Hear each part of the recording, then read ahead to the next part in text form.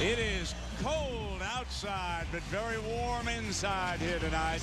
As at Kansas State, they prepare to welcome the #1 team in the nation. We welcome you to ESPN Big Monday, presented by Bud Light. Texas and Kansas State, and the Wildcats have now slipped into the top 10. So for the first time in the 22 years that the Bramlage Coliseum has been used here at Kansas State, two teams ranked in the top 10 will come together. Good evening, everybody. With the coach, Bob Knight, I'm Brett Musburger. Coach, you brought a lot of teams in here, played in this building. This environment is something now. They're ready for an ambush here tonight. Well, you know, it's always great playing here, even as an opponent, because the student body, the fans are so behind the team. It's an exciting atmosphere for really both teams, I think. Well, let's take a look at our starting lineup. The Texas Longhorns, of course, unbeaten in perch #1. Balbay and Bradley, along with Mason and Damian James and Dexter Pittman down low. And for the homestanding Kansas State Wildcats, it'll be Pullen and Clemente, two outstanding guards. Sutton, Kelly, and Cologne up front. Let's send it across to our colleague. Here's Holly Rowe. Holly. Well, Brett, one of the keys to the game tonight is which one of those players can be the most productive and actually stay on the floor, not get in foul trouble. Kansas State has made no secret that they are trying to draw fouls. They're #1 in the nation right now in personal fouls drawn, as well as free throws attempted and made. Brent Martin says we want to attack the rim. The problem, they've got to do a better job at not fouling themselves. In the last 3 games, they have committed 94 fouls. He said that's just lazy defense. We have to play smarter. And when I spoke with Texas big man Dexter Pittman before the game, he said, I know when to foul, when not to foul. I'm getting smarter, and I'm going to be sure and say hello to the refs before the game. Well, Holly, here are our 3 referees tonight, and as you referred to, they've got a big responsibility. Steve Olson is working tonight's game, along with John Higgins and David Hall. They are the men in charge. And this one figures to be very physical in the early going. Watching practice today, Coach, they both want to get to the rim, especially K-State. Well, you know, one thing, too, that we haven't mentioned, Brent, is as this game unfolds, the bench of both teams may be very, very important, and I think Texas has an edge on the bench to begin with. K-State in a fierce man-to-man. Balbay penetrates for the game's first basket. Get a bucket on your first possession is a big thing when you're playing away from home. Now Clemente kicks it over to the line to Cologne, over to the left wing, and Damian James with the first rebound. 47 double-doubles in his fabulous Longhorn career. Here's the super fresh Bradley handling the ball. Bradley's judgment is going to be very important, his and Balbay's in this ball game. And if they have good judgment with their passing and half-court offense, that's going to be a big asset to the Longhorns. Pullen draws the first foul, and there's what I referred to. Those 47 career double-doubles. Jacob Pullen just picked up the personal. He's averaging almost 20 a game, second in the Big 12 Conference. Kick now to James. Great upside. Going to be on everybody's All-American team this year. May even be the player of the year in college basketball. Pittman misses. Outlet. Pullen cruises.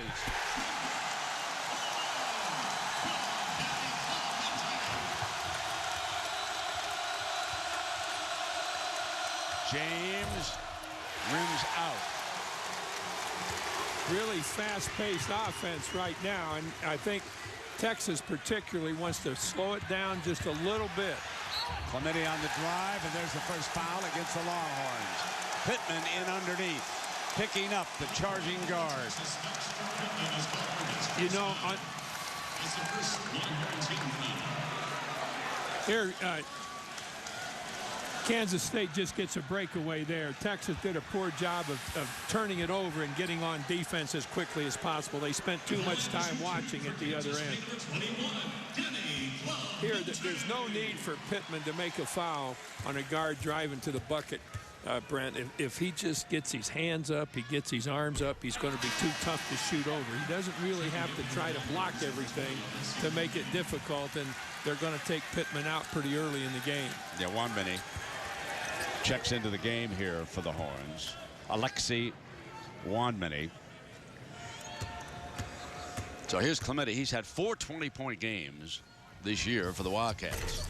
You're better with pronunciations than an English professor I had in college. I needed a lot of help, though, on Alexi today. Balby again. 2 driving hoops, coach. The Kansas State guards are going to have a lot of pressure placed on them by Balby out on top, and not just Balby, but Mason can take the ball to the bucket, and certainly so can James as a big kid. Sutton pulls the trigger on the miss, and here's James. He'll try to get into the scoring column, and does with a smooth J over on the right elbow.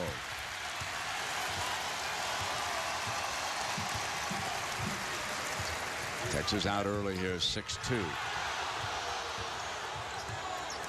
James did a really good job coming out to help on the ball screen there. They made it difficult for K-State to move the ball. They did a really good job on Clement. Sutton throws it up, and it stays down. And Rick Barnes wanted a offensive foul. He wanted a push off on the inside. Balby again feeds, not this time. Alexi couldn't bury it. Here comes Clemente, hard push for the tie. Got it. Kansas State thus far has gotten off to a very, very good start in this game.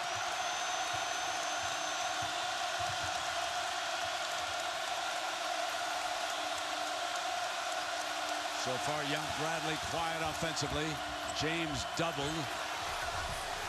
Alexi missing again. Ball out of bounds. And it goes to K-State. Sutton's got to come over to help out on the baseline drive. He can't stay on the opposite side of the bucket as he did there. K-State was kind of lucky to get the ball back here. And Pittman quickly returns to the game. And Wamini will take a seat. So here is Pittman. Just one of the great stories in college athletics. So many of you are aware of it. Of course, a young man who came as a freshman weighing about 390 pounds, has lost 100 pounds. Clemente sealed up inside. Offensive rebound, though. Judge misfires. And another offensive rebound. And a beautiful jump hook by Curtis Kelly. That was a big rebound, a big play by Kelly inside. Uh-oh, we've got a Kansas State guard with some leg problem. Looks like an ankle injury. And that's going to be a tough replacement for the Wildcats there with Clemente coming out of the ball game. But Irving's got a lot of playing time, and he's the same kind of athlete that Clemente was. But Clemente has been a big factor in the start that K-State has gotten off to. Martavius Irving, number 3, steps in for Clemente here in the early going with K-State up 2 at the 16-minute mark. Inside to Pittman, stripped away by Irving, who's a defensive whiz.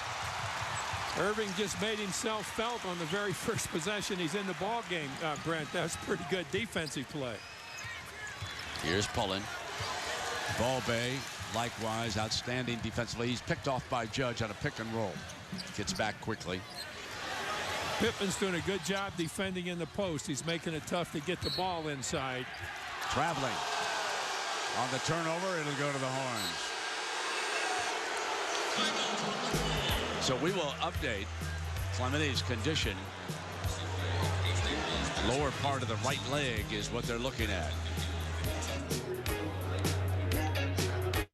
Crime in New York City has dropped 27% since 2001. Response times in Madrid have been cut by 25%. Cities all over the world are getting smarter and safer.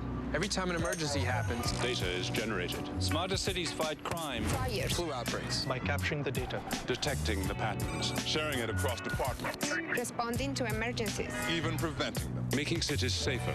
That's what I'm working on. I'm an IBMer. Let's build a smarter planet. Getting an education isn't impossible. I was at 2 dead-end jobs. I was not happy. I didn't wake up happy. I didn't go to bed happy. I knew I had no opportunity for advancement. I knew at that position I wouldn't be able to support a family. I knew I needed to make change, and I knew I couldn't do that without an education. He made some really good choices. I've had my education, I've got a job with my education, and I'm happy to wake up and go to work. I'm happy to come home and see my family. And he is doing exactly what he wants to do. It might have been a little later than I hoped for, but I was able to complete school while working full-time, while raising a family. It's not impossible. If I can do it, anybody can do it. We are educators helping people build a foundation for the rest of their lives. ITT Technical Institute, education for the future. Call 1-800-488-3116 or visit us on the web.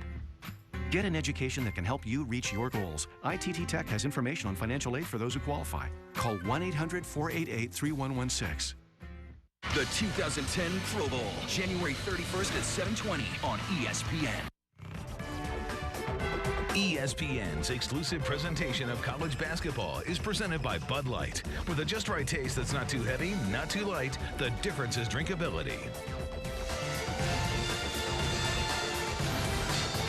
Well, on this Martin Luther King Day, it is worth noting that his last speech on any campus was right here at Kansas State's Ahern Fieldhouse. That was on January 19, 1968, just 2.5 months before his assassination down in Memphis. That coming on April 4th.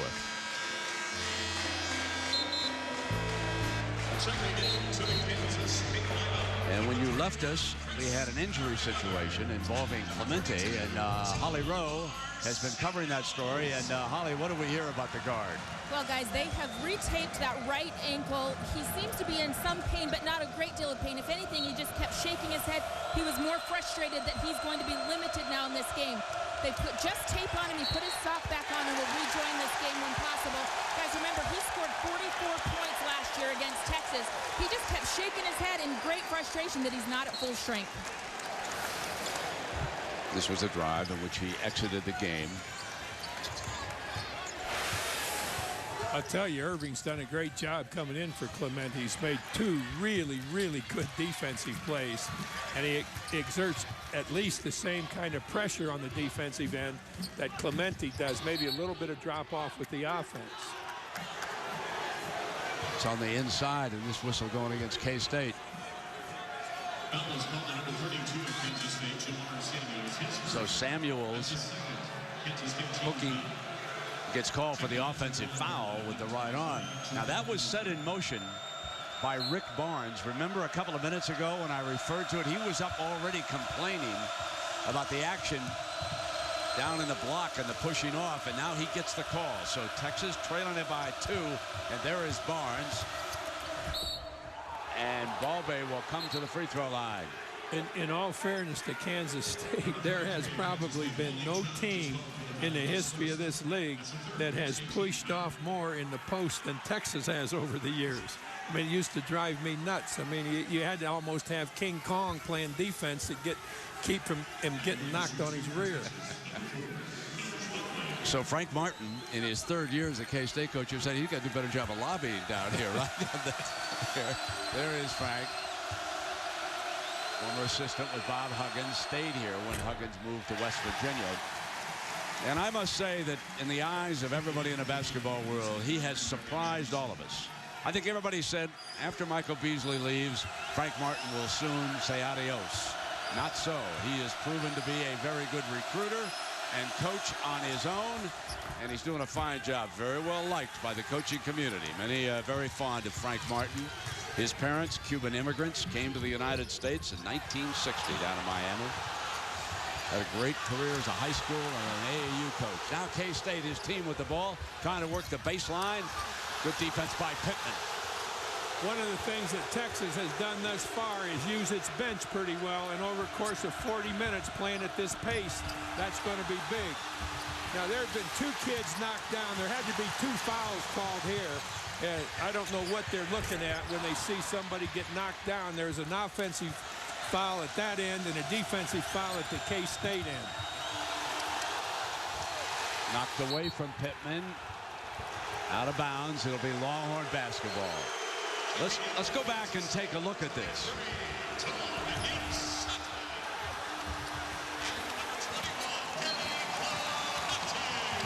Bodies flying.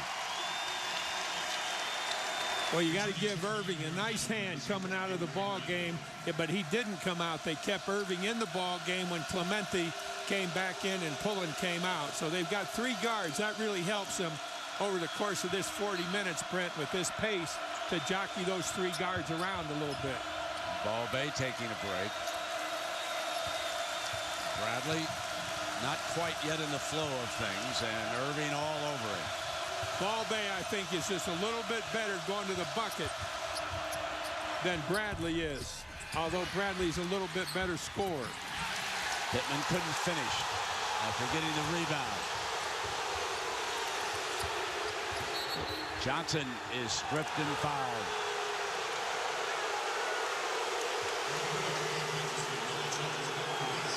Foul by Wally Judge. That's his 2nd of the game.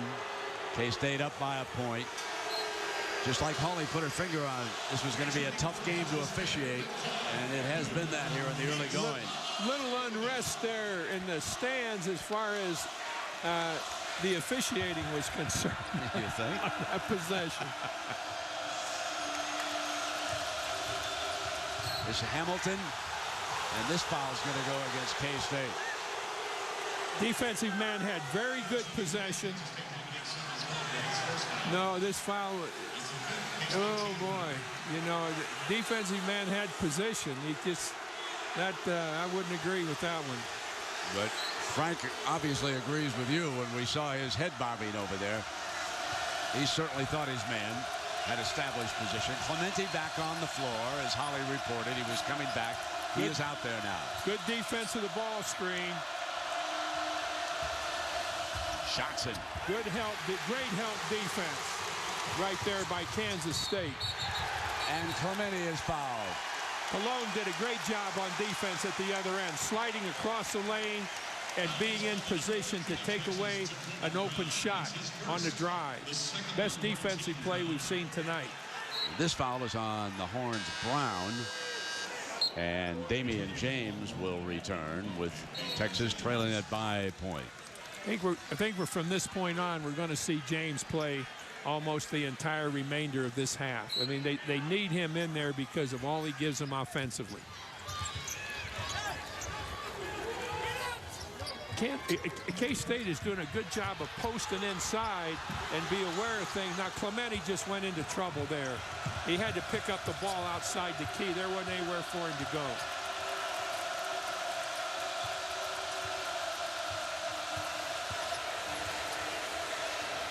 Bradley misses the 3.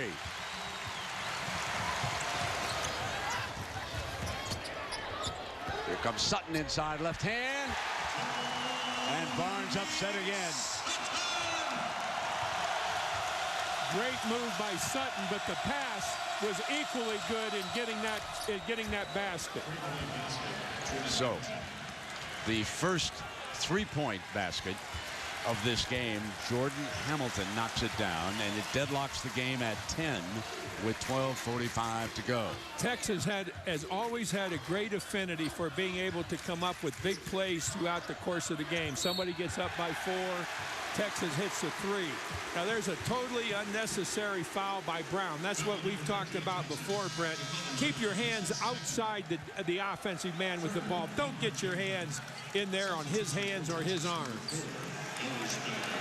I've been impressed with the way that K-State has come off the bench thus far, and with what they've done when they've come in off the bench.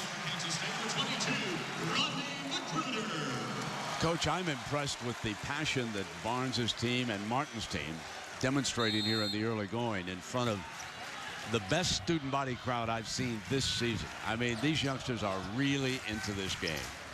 And I think that's the kind of game we're going to see. I've been very impressed with the benches from both teams, and that's going to be important in the length of this game. They stayed with it, and scoring, Rodney Magruder, a freshman from Washington, D.C. That was another boo, remember, a basket of opportunity. Ball on the floor, a scrum. Timeout. K-State. gets the timeout called.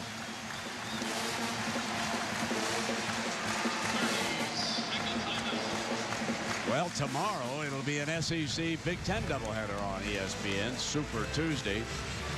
First at 7, Tennessee and Alabama. And how about the great run that the Volunteers are making on the court after all those problems off the court. Lost arguably their best athlete, Tyler Smith, for the season. Then Purdue and Illinois. Do you have any opinion on what's gone wrong with Purdue losing 3 straight Big Ten teams? Well, you know, I think when they played West Virginia in that ball game, it gave everybody else a little shot of, hey, these guys can be beaten. I think in this game right now, as I watch Texas come off the floor, and, you know, I don't have mental telepathy, but as I looked at them, I'm saying to myself, Texas is thinking, hey, this shouldn't be happening. We should be beating these guys. How is this situation? This isn't what we expected. We thought we'd come up here maybe, and that will not be a good frame of mind for Texas to be in, because Kansas State has played them right to the absolute letter so far in 8 minutes. Number 1 team in the nation, the Horns, down by 2 here. But Texas wants to be careful pressing, because Clemente and Irving, Magruder, Pullen, these kids can move on the dribble. Turn it over.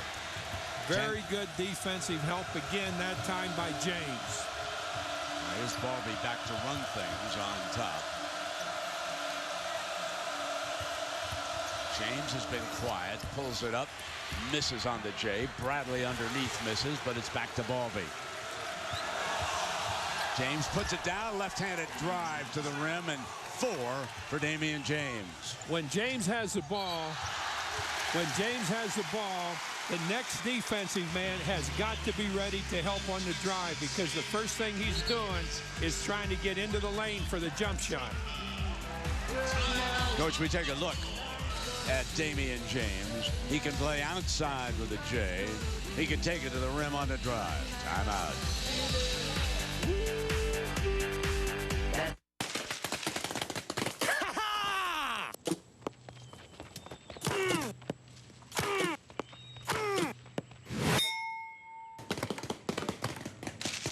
Bravo, Charlie. This is Echo Delta. Open fire.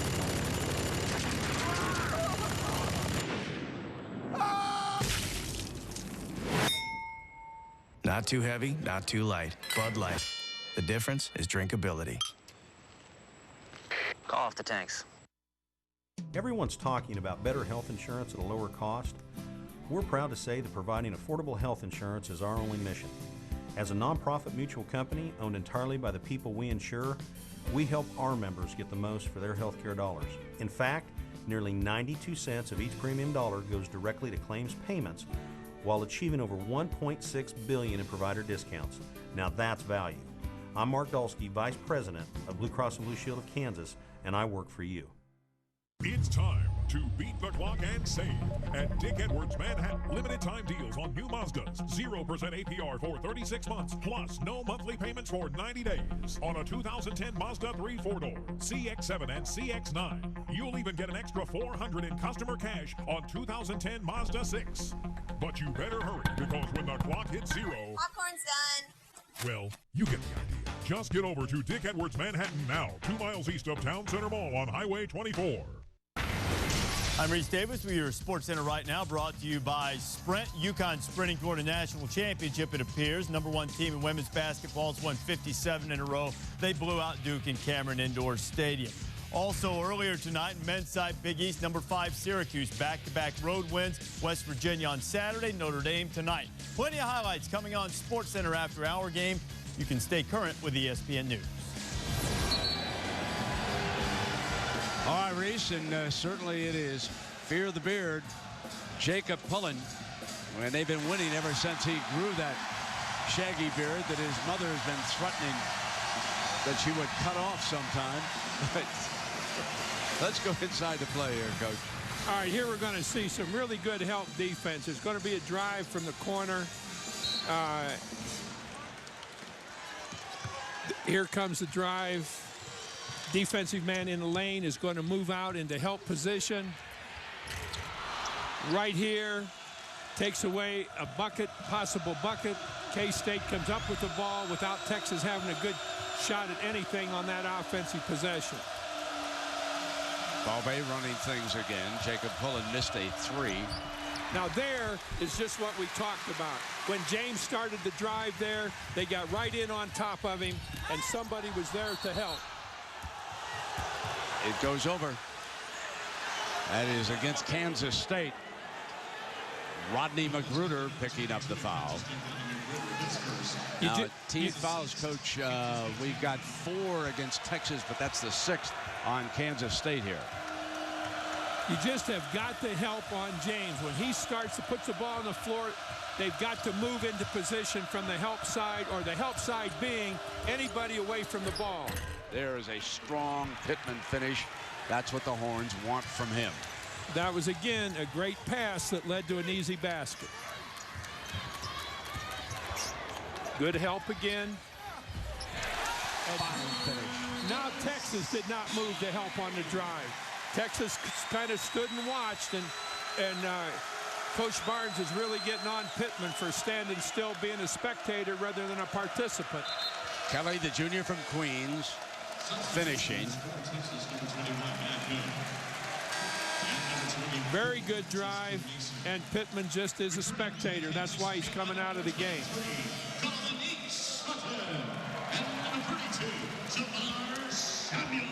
You have to really admire the aggressiveness that Kansas State is showing at both ends of the floor. Brent, doing something they very rarely do, going against the #1 team in the country. This ball bait. And it's off him. K-State's basketball. Balvay is the best that Texas has at creating half-court offense, going to the bucket, looking to see people, finding people that are open. They're about to make a change and get Lucas in the ball game, who is also a very good ball handler. You know, in watching Frank Martin's practice today, getting to the rim was such a point of emphasis. Samuels down low on the turnaround. James rebounds. Yeah, with their big kids, they were moving really well with the big kids, going all the way to the basket, or just like Samuels. An excellent move Samuels made. He just missed the shot. Jay Lucas will see his first playing time for Texas. The transfer from Florida, John Lucas's son, on the floor for the Horns. I think that Texas is trying to get the best combination in they can with the basketball. Now Lucas is going to be the primary ball handler here in this lineup. They put a lot of emphasis on the ball in the guard's hands while the other 4 guys are working to get somebody open, or the guard, as Lucas had there, gets an opportunity to go to the bucket. K-State rebounds the miss. Texas shooting 33% from the field. Samuels with an offensive putback. He'll track it down again.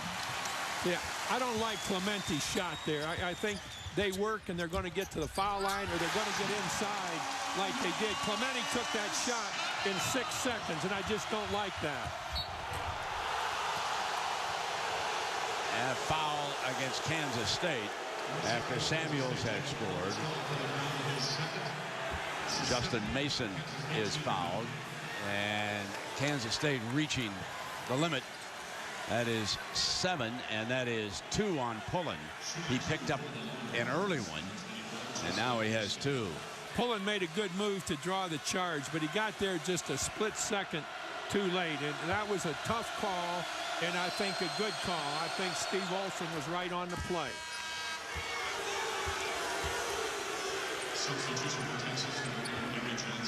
Give you an idea.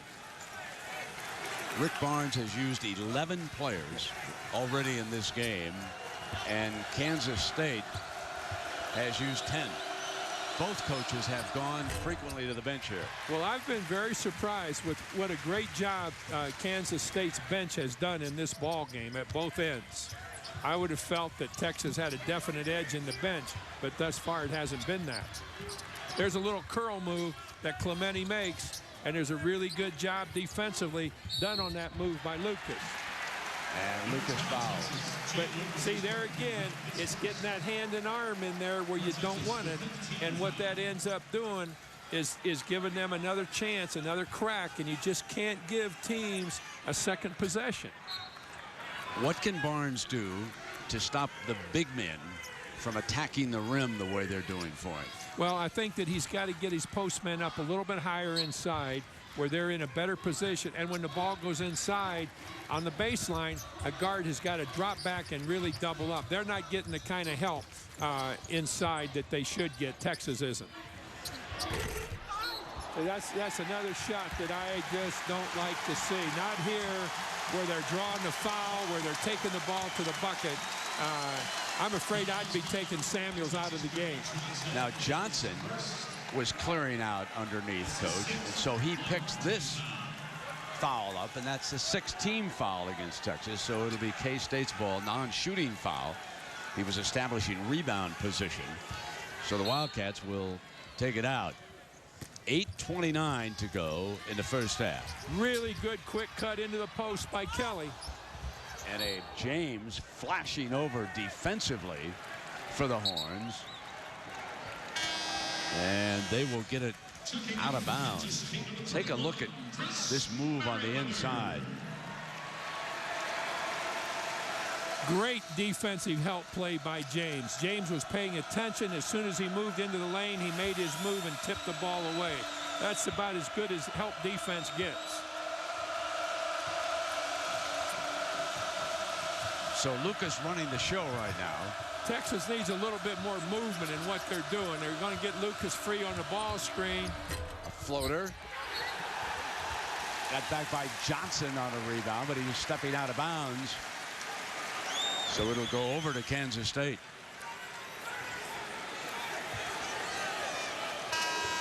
Bradley is 0 for 3 from the field. Lucas is now 0 for 2. So their guards are struggling just a little bit offensively. Well, the guards, I think, have been a little bit too conscious of going to the bucket with the ball rather than giving those inside guys a chance to cut and screen a little bit and then get the ball to somebody that's open. Now, this is the most pressure that Texas has put on, and then they drop back, and it's sort of an agitating press rather than a press that's trying to come up with the ball. Samuels on the cut. Got it back.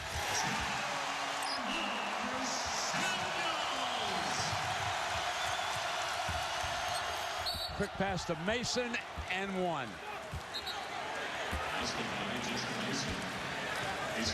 The foul by Sutton. They caught Texas resting, or Texas caught Kansas State resting on defense there. And look at Frank. Lash it into him just because of that, Coach. And they deserve it. Timeout. ESPN, Wednesday Night Hoops. First, the NBA heads back to school. This was everything it was advertised to be. As Wake Forest battles defending national champion North Carolina. Then, Hall of Famer Dick Vitale. Are you serious? Is he for real? Calls NBA action when the Jazz battle Tim Duncan and the Spurs. Wednesday Night Hoops, Wake Forest, North Carolina, and Jazz Spurs, 7 Eastern on ESPN. Introducing the biggest taste from McDonald's since the Big Mac. Everything you crave in a Big Mac, wrapped up in a warm flour tortilla. After all, why should the sesame seed bun have all the fun? The new Mac Snack Wrap. That's what we're made of. Okay, class, our special guest is here, Ellen Page. We're going on a field trip to China! Wow. When I was a kid, we would just go to the farm. No, seriously, where are you guys going?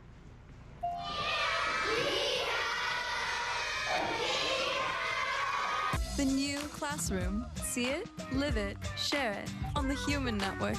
Cisco. Welcome to the Now Network, population 49 million. Right now, 1.2 million people are on Sprint mobile broadband. 31 are streaming a sales conference from the road. 154 are tracking shipments on a train. 33 are IMing on a ferry. And 1,300 are secretly checking email on a vacation. That's happening now. America's most dependable 3G network. bringing you the first and only wireless 4G network. Right now, get a free 3G, 4G device for your laptop. Sprint, the Now Network. On Blu-ray and DVD, January 19th. Slayers gives the gamer full control of a human being in combat. You want to win? Turn me loose. Gerard Butler. Ludicrous. This is not just a game. Gamer. Own it, January 19th. I'm Reese Davis with you in the studio. Sports Center in-game update over on ESPN2. A night of number ones, seeing the number one men's team, number one women's team, and the number one seed in the Australian Open. Serena Williams against Ursula Radwanska. She has the lead. It's on ESPN2, Brent. All right, Reese, and here Kansas State leads by a point, 18-17. But as Coach Knight pointed out, Frank Martin not happy with this play defensively. There's a tremendous pace. K-State relaxed a little bit on defense, and that relaxation caused them a three-point play. Do coaches get angry? You would never have done something like that. I'd have probably done it a little bit before Frank did on that last play because the pace is so quick. I know. And you just can't go back on defense and stand and wait. Know where the ball is, get yourself positioned. The four guys that aren't guarding the ball have all got a definite position to get into, and they've got to get into that. And that's one of the things that I see that's really lapses in college basketball today. Mason, he completes a three-point play. If Kansas State stays successful under Frank Martin, he is going to become one of the better sideline pictures for television producers and directors. He's very animated. He has the Latin eyes, and they just bore right through you when he's upset. Watching him in practice was revealing here this afternoon and yesterday. Rattles out Longhorn basketball. Now, Lucas, really like Lucas holding up. Let those guys inside work a little bit, just like that. Johnson underneath Pittman, no foul calls, and Johnson's blocked. Back come the Wildcats. Here's Clemente on the move. And another save. Jamar Caruto. What great hustle that time, Coach. That was a tremendous hustle play by Samuels. Lucas not there. You see that Texas guards right now are a little bit too concerned with scoring. They've got to get themselves squared away and let those big guys take over the offense inside more than they're allowing to happen right now. This is a very impressive early performance by Kansas State. You and I, well, you pointed out, you said, you know, the one thing Kansas State has to be concerned about is being a little too hyper, deer in the headlights coming out against number one, being settled down to play the game. I think we've seen that they're playing very well. Well, yeah, just for an occasional lapse, and that's what basketball is all about. The team that has the fewest occasional lapses is going to be by far the better defensive team. And they have really, I think, taken it hard to Texas. They haven't shied away from Texas inside defense at all. They've gone to the bucket. They've done a really good job for the most part at the other end. But I think now Texas guards got to become ball handlers rather than scorers. Very successful career at Miami High School. So while we have a moment here as they're checking the clock at the table, I want to remind you that Wednesday night ESPN delivers a very special night, college basketball and NBA coverage. There's going to be an announcer swap. That's right, the NBA team, Mike Breen, Mark Jackson, Jeff Van Gundy, will call the ACC battle between Wake Forest and North Carolina. Just want to remind you guys that it's 35 seconds to shoot and not 24. Then at 9, Dan Schulman and Dick Vitale call NBA Wednesday when Utah takes on San Antonio. I want to remind Dick that traveling is legal in the NBA. Oops, I didn't say that. I'm sure Dick will see it.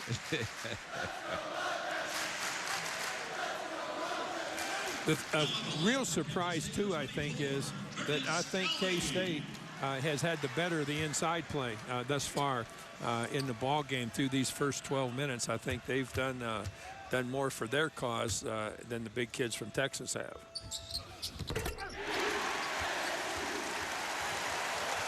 Curtis Kelly on the line. He's a 6'8" junior. He's from Queens.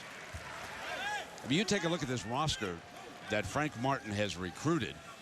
It's an all-American team. Port Chester, New York, Maywood, Illinois, Fort Lauderdale, Ottawa, Kansas, Duncanville, Texas, Puerto Rico, Washington, Durham, North Carolina, Jacksonville, Florida, Washington. Non-stop recruiting, and of course he has great connections in the AAU world simply because he was also a very successful AAU coach for about a dozen years.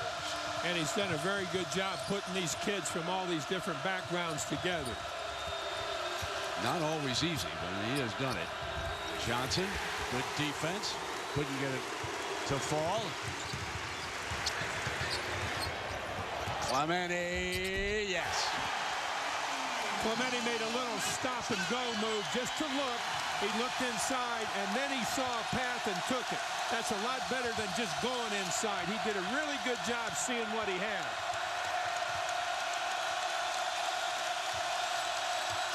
Bradley's not even on the floor for the Horns right now. James relatively quiet. Johnson off the bench trying to attack and finally puts it down and one.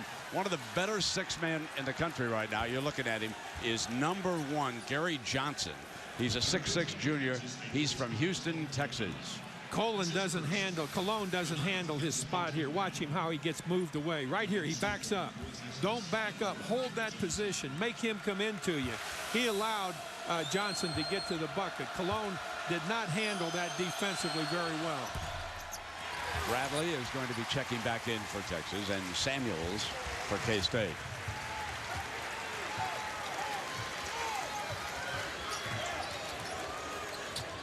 There's a lot of energy being expended in this game, and that may tell in the second half a little bit more than it usually would.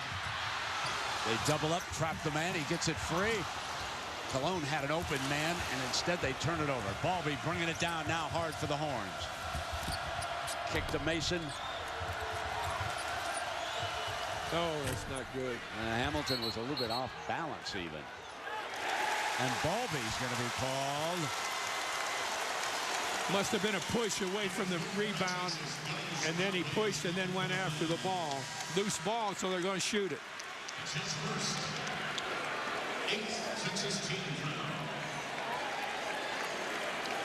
Here we're going to get a look at Clemente bringing the ball down the floor, and he's going to hesitate to see what all's there right here. And there he has a quick move in the drive, and Texas and James that time did not come over to cover the driver.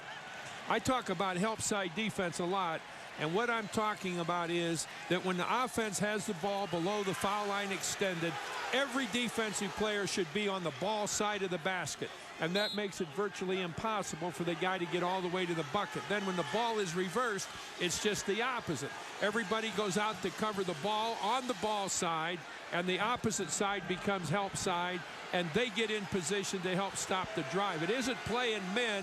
It's playing the ball. Know where the ball is all the time, and wherever you are, be ready to help on the ball. Geez, they're checking who should shoot this. Doge Balbe. He's called for the foul. Off the ball on the right side. He was in underneath, and they're just identifying who's coming up to the free throw line. Well, it has to be one of the two big kids because they were both on the same side. But boy, I'm not sure that I really saw a foul there. Balbe was kind of leaning against people, and I'm not sure that a foul was committed. In fact, Balbe kind of gets blocked out of bounds, blocked away there a little bit. I thought Clemente was being backed out, but I don't know if that's where they called the foul because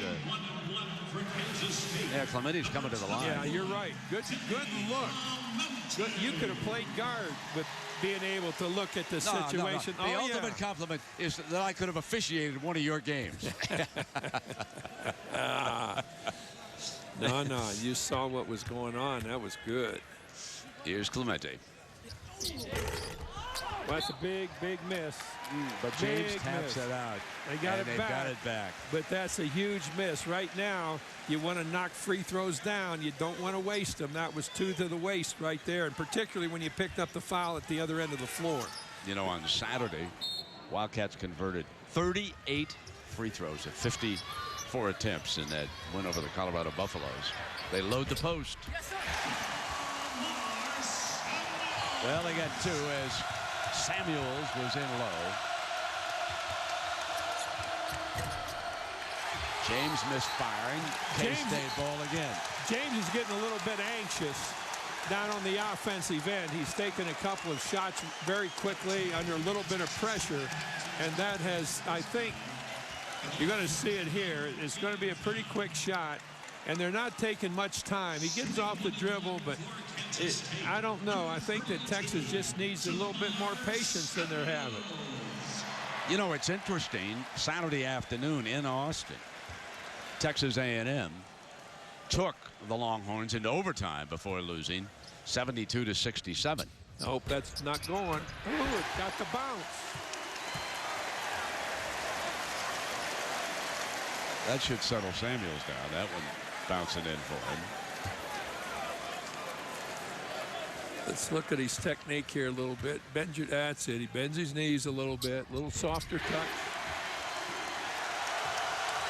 8 points for him in this game. They build the biggest lead of the game, and it goes over. Pullen is quickly up to check in as K-State gets it back. That is the 8th Texas turnover of the first half. Thus far, both inside and in guard play, Kansas State has had the best of it. And when you're playing somebody as good as Texas, you're not going to beat them with anything other than your best play outside as well as inside. Samuels, 8 points, leading the way. Kelly with 5 is the second leading scorer. Those both for K-State. That was a very aggressive play by Bradley. It came within a hair of coming up with that, contesting the pass to the sideline.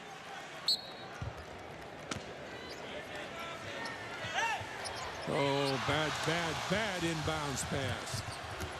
James. And he pulled the trigger quickly again, Bob. Balbe rebounds the miss. And I think you're right. I think James a little over anxious. Balbe misfiring that time. Clemente with a great pass, and Kelly finishes. What a wonderful pass by Clemente.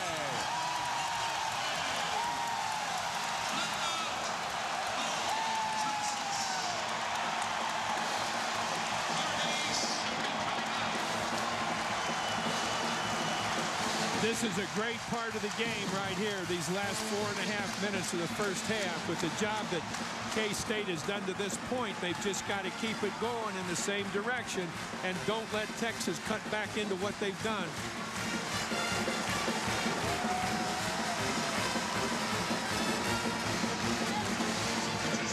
Well, Bob, I don't know if you're surprised because you coached against them so often, but Kansas State's been getting the ball inside all game long.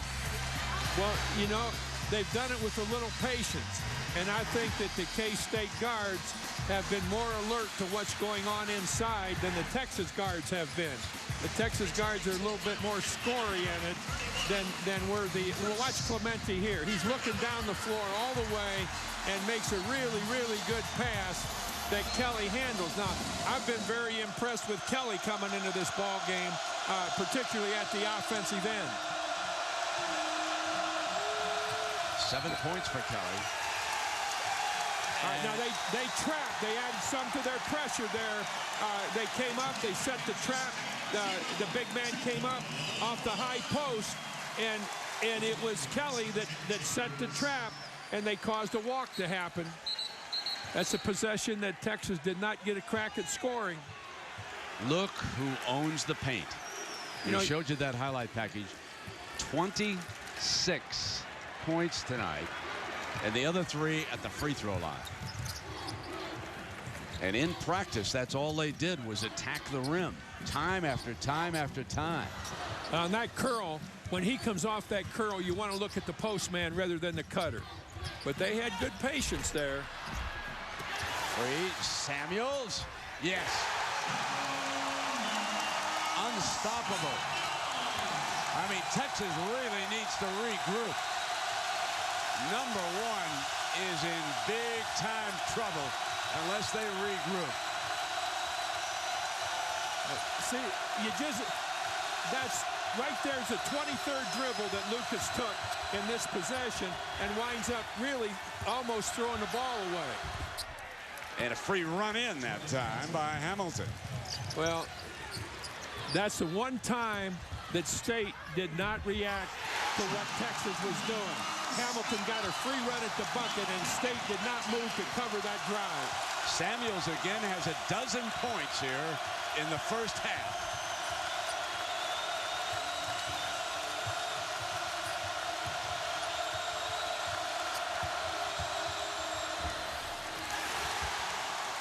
That's a bad miss for Texas right there.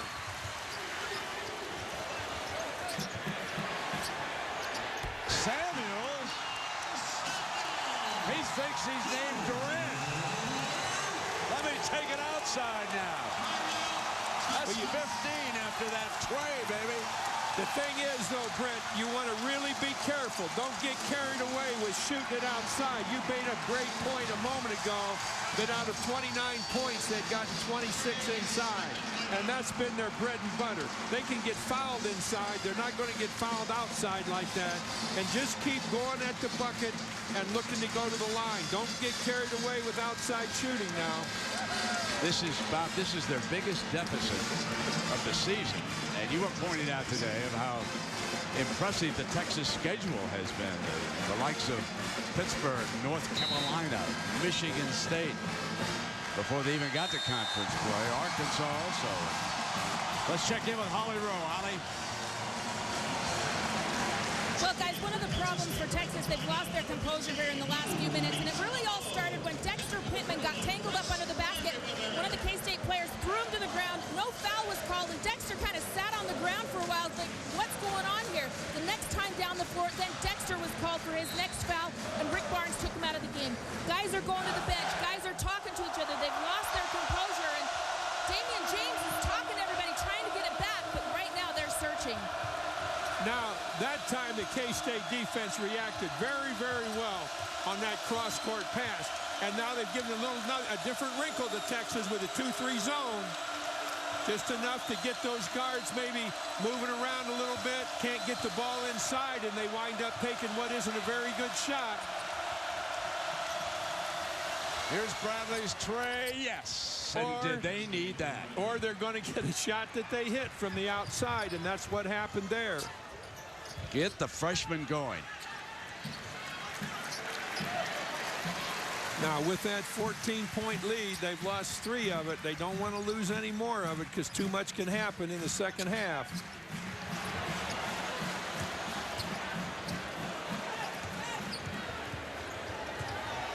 Now inside of 10 on the shot. Clemente trying to position everybody inside of 2 minutes. Clock's going to go. That was not good offense. Shot clock violation. It goes over to Texas. Frank Martin not going to be happy with that possession. So Texas starting to regroup.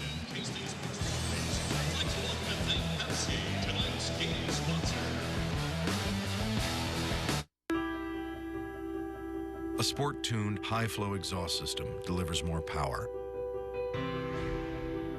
Electric power steering delivers a precise and efficient way of using it. The powerful Acura TL. The most innovative thinking you'll find in an Acura. Take advantage of attractive lease rates on the 2010 Acura TL for well-qualified customers. We're just like all the teams we cover.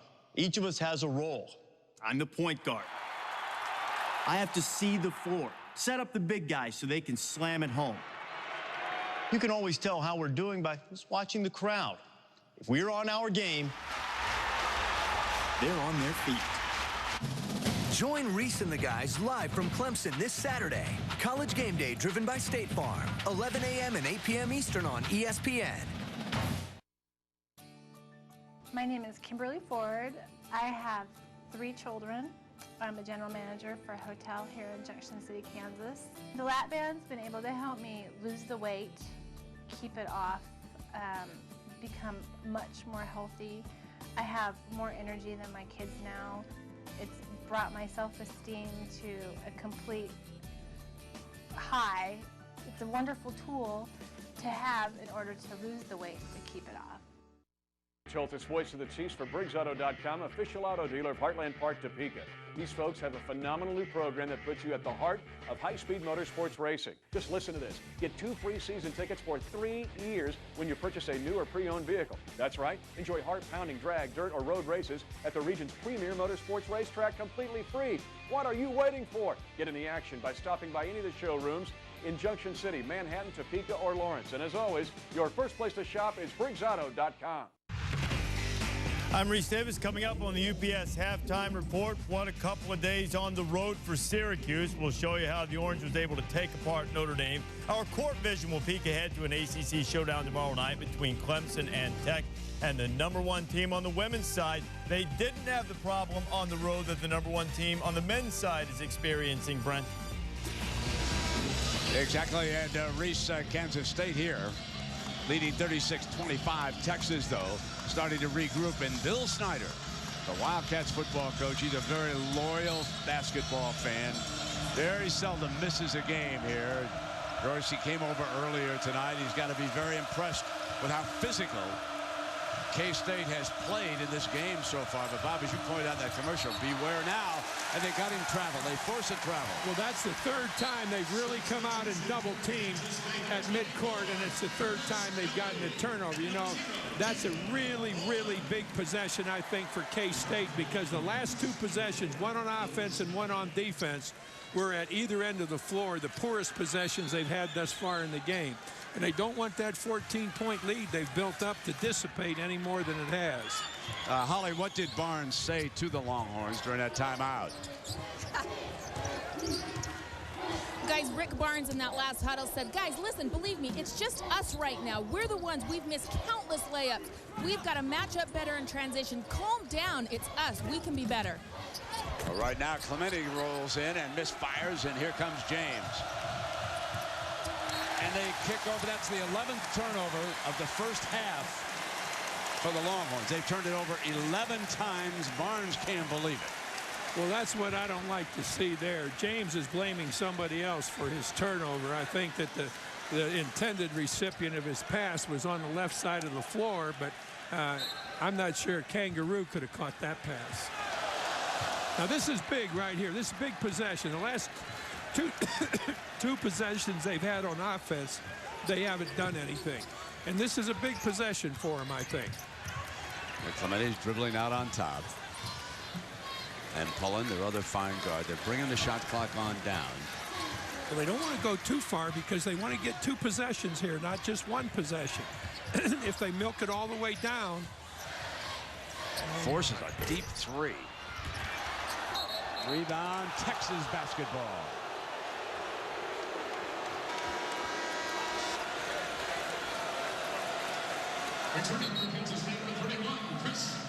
See, under those circumstances, Brent, you've got about 50 seconds to go. I'd like to be working for a good shot, so we take it, and now the other team has a possession, but we get a second possession. Now with the shot where it is, Texas can keep the ball if they choose to do so, and I really think what I would do is that. I wouldn't give Kansas State. Now here's a breakaway bucket. Bradley knocked out of bounds. A beautiful save by Magruder. I'll tell you, Magruder fell completely asleep on the play. Instead of paying attention, you're going to see him, well, you don't see it there, but he makes a great block from behind, and that was a recovery from a very, very poor setup by Magruder defensively.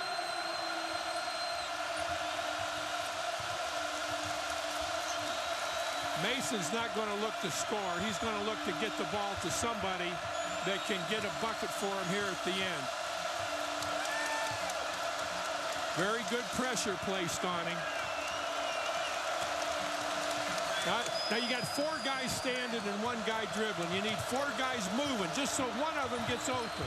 Mason attacks, throws it up, tap in. James followed, but that's a 2-shot foul before that. Mason drew the foul, but there again, he drove all the way from where the official is standing on top. He was about almost 45 feet from the bucket, and the K-State defense didn't react like it has been. Nobody slid over to help, and Mason was able to get all the way to the bucket and draw the foul.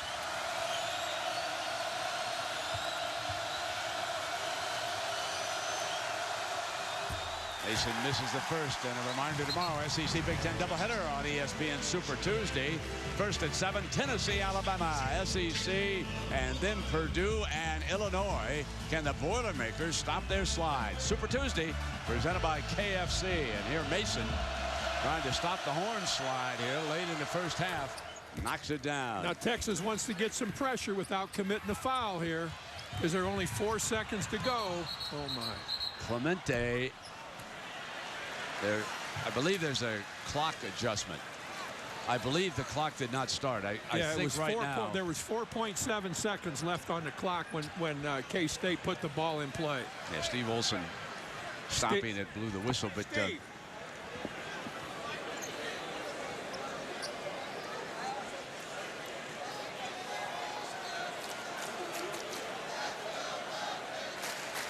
so it's 36-26. And you take a look at the scoring. Balbe with 5, along with Hamilton and Mason. They're the leading scorers for the Longhorns. I'm not sure who's going to wind up with the ball here, Brett, but if it's given to Texas at the other end, they'll have a chance to score. If it's given to them at the opposite end or at the K-State basket end, then they've got to pick up hard, K-State does, and prevent them from going the length of the floor. There should be 4.7 seconds up there. An improvement. Steve Olson has a stopwatch. Remember the Xavier Butler game? Which they think they went into the stands. I think John, a stopwatch. I think John Adams. He went downtown and bought a stopwatch at Walmart, I think. He's over there. So I think every college officiating crew, since that game, has been making sure that they bring their stopwatch. Here you can see it. Free throw comes through with 4.7. Now it doesn't move, so he's timing this action right here. Whistle blew before he shot. I believe it's going to go back to Kansas State. Well, but I think I heard the whistle. If it does, they're going to have to put about 2 seconds up on the clock, because that's where he was. I'd say that about 2.5 seconds went. I was trying to count it down. Oh, they're going to put 4 seconds up on the clock. I don't think that's right. 3-5 has been the adjustment. And it's going to be K-State ball. Out of bounds in front of the timer. And they got saved because Clemente was hoisting up a wild one.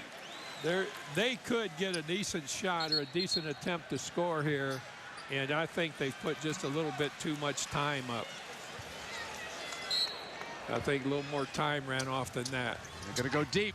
Got to throw it right away. Ball out of bounds. And it's Texas at 1.4 left. So we're going to come to the end here of a first half in which the Kansas State Wildcats outplayed the #1 team in the country. Now, if you throw it the length of the floor here, just throw it as far as you can. The clock will not start when the ball is released. It won't start until somebody touches it at the other end. So just throw it all the way down and hope somebody knocks it loose and you get a shot. No good there. That'll run it out. So that'll do it. And for the 3rd consecutive game, the Texas Longhorns trail at the intermission. Down 2 to Iowa State. Texas A&M had them down. And right now, let's go to Holly with Coach Rick Barnes. Holly. Coach Barnes, how would you describe what happened to your team's composure in this first half? Well, one, we missed layups at the rim. I mean, layups that we need to make, obviously. And then offensive rebounds, you know, we got pushed off. We had our hands on 3 balls that we didn't come up with, and they scored. But we had rim shots, and we missed them. How do you fix that, though? Oh, we're going to be fine. We'll come back out. We'll give them a game. It's not over. All right, Holly, thank you. Kansas State with the lead over the #1 team in the nation as we join Reese Davis, Digger Phelps, and Hubert Davis. Take it away, Reese, with the UPS halftime report. All right, Brent, for much of that A&M game in the first half against Kansas State, Texas looks like a team that's sort of feeling the pressure of being undefeated. Digger, in the first half, more turnovers than field goals. Why is Texas having a hard time taking care of the ball? Well, I think Rick Barnes has got to settle down and just get a starting 5 out there and let those guys play 7 or 8 minutes. When you look at what goes on with 10 players, you don't have any consistency or any rhythm as a team. And you've said this before about Texas. They've got to establish a point guard, get James on the wing, get Pittman the ball in the paint, and it's not getting done. And that's what they're struggling with.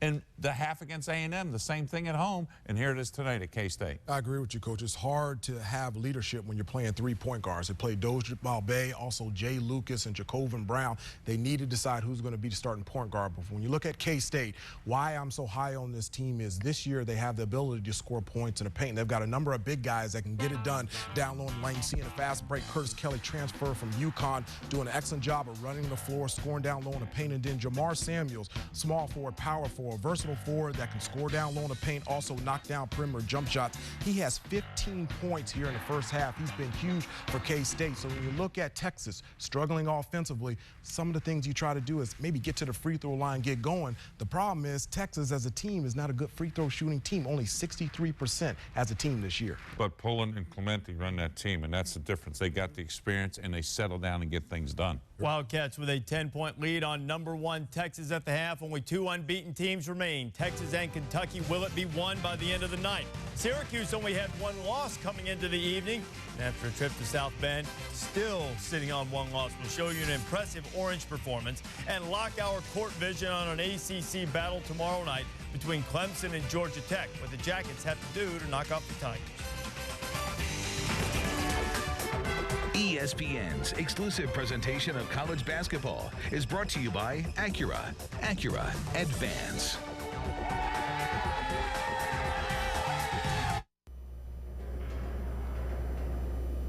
Conventional automotive frames absorb energy, but this one does more.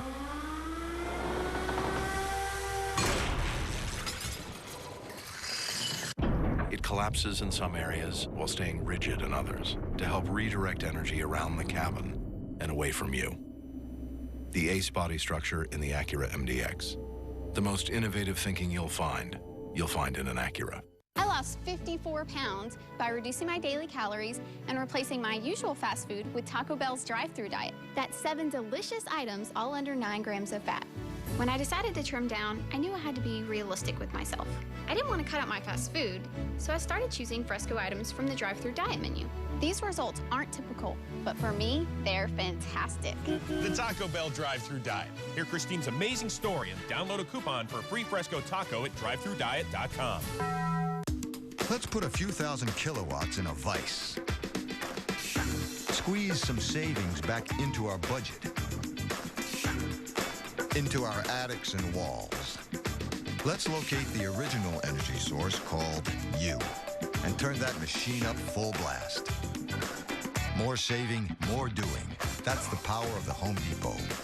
Get even more savings on our 30 15-inch insulation with the incredible price of just $9.37 per roll. The biggest stage creates the biggest drama. This summer, 31 countries will fall, and one will be crowned champion. Live from South Africa, the 2010 FIFA World Cup on ESPN, coming in June.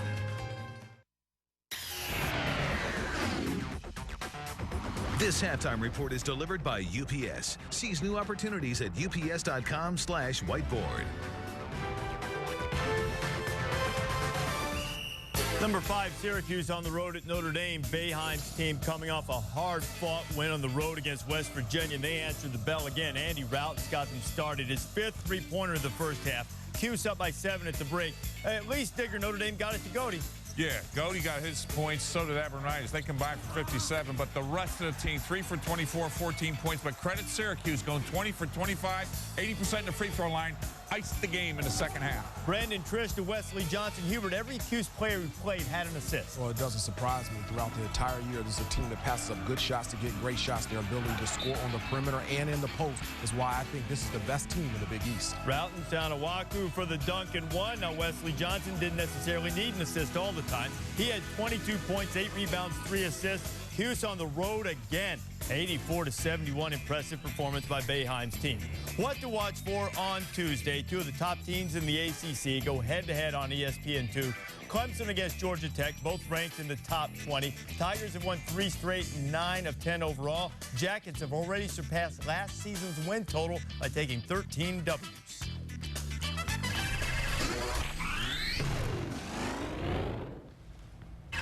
And Court Vision locks its focus on that Georgia Tech-Clemson game. And, Digger, when you play Clemson, you sort of know what you're up against. You know they're coming after you hard, trying to create turnovers. Nobody in the ACC does it better. 8th in the country in turnovers forced. I guess doing something about it can be problematic, though. Well, that's their MO, Reese. They want to press, and Hubert, you know, if you press after you score, you're going to be in a better position to set up the press. But when they didn't score against Duke in that first game, at Duke, they were 5 for 30. That's why they only had 12 points in that first half, and they couldn't press. But normally when they press, they want to go to their matchup.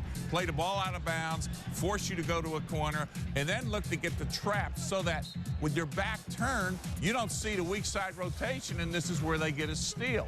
Or, as you see this interception, that leads to 2 points. The other side of it is anytime with pressure, you look to do what? Steal a pass. Over the last 3 wins, they've forced 17 turnovers for 23 points, and that's what they like to do, and look for that against Georgia Tech. When they lost to Duke at Duke on the road, they only had 11 points because they shot that 5 for 12 in the first half, 11 points off turnovers. Coach, I agree with you. When you look at Georgia Tech, they have to take care of the basketball. They got 2 pretty good guards in Mufon Yadofia and Amon Shumpert that can break that press. And when they break the pressure, they got 2 of the best big guys in the country, in Ngani Lawal and Derek Favors, and they got to get them ball down low in the paint, the guy that can dominate. And here in this situation against Duke, they're fronting the post. You've got 2 options. Put the ball on the floor, dribble twice towards the baseline, throw the ball down low on the post, or flash to the high post, throw it over top for an easy dunk in this situation. They don't do that to get a turnover, and that's one of the things you cannot do against Clemson. Those 2 big guys, Ngani Lawal and Derek Favors,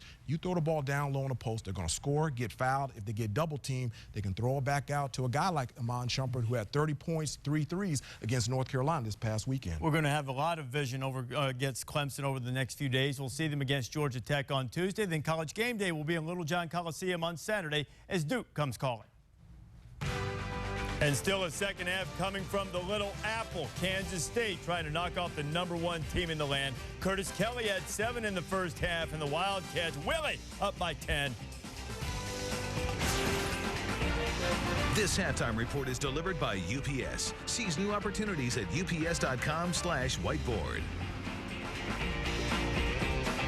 All right.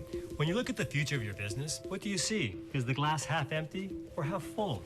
Well, with UPS, you can eliminate warehouses, streamline your supply chain, and even reach new global markets. So your business is more adaptable, more efficient, and more profitable. Hey, the opportunities are out there. Seize them with UPS. Is anybody else thirsty?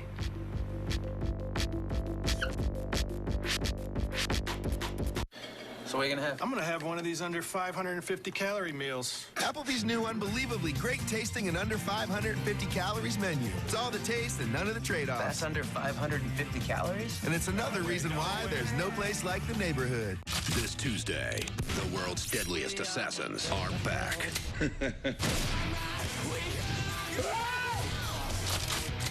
Tonight's gonna end badly. The director of Narc presents Smokin' Aces 2 unrated this Tuesday. Humans are disappearing. That can't happen. No, the fate of humanity lies in the hands of an assassin. A savage. A loyalist. A psychopath. They don't expect us to survive, but that never stopped me before. Assemble your team. Fight for the lost. Rated M for mature.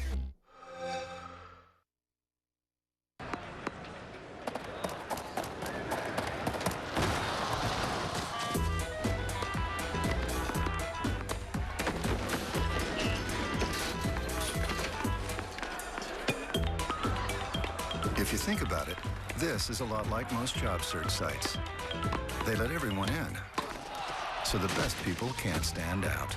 Join theladders.com, the premium job site for only 100K plus jobs and only 100K plus talent. A sport-tuned, high-flow exhaust system delivers more power. Electric power steering delivers a precise and efficient way of using it. The powerful Acura TL. The most innovative thinking you'll find in an Acura. Take advantage of attractive lease rates on the 2010 Acura TL for well-qualified customers.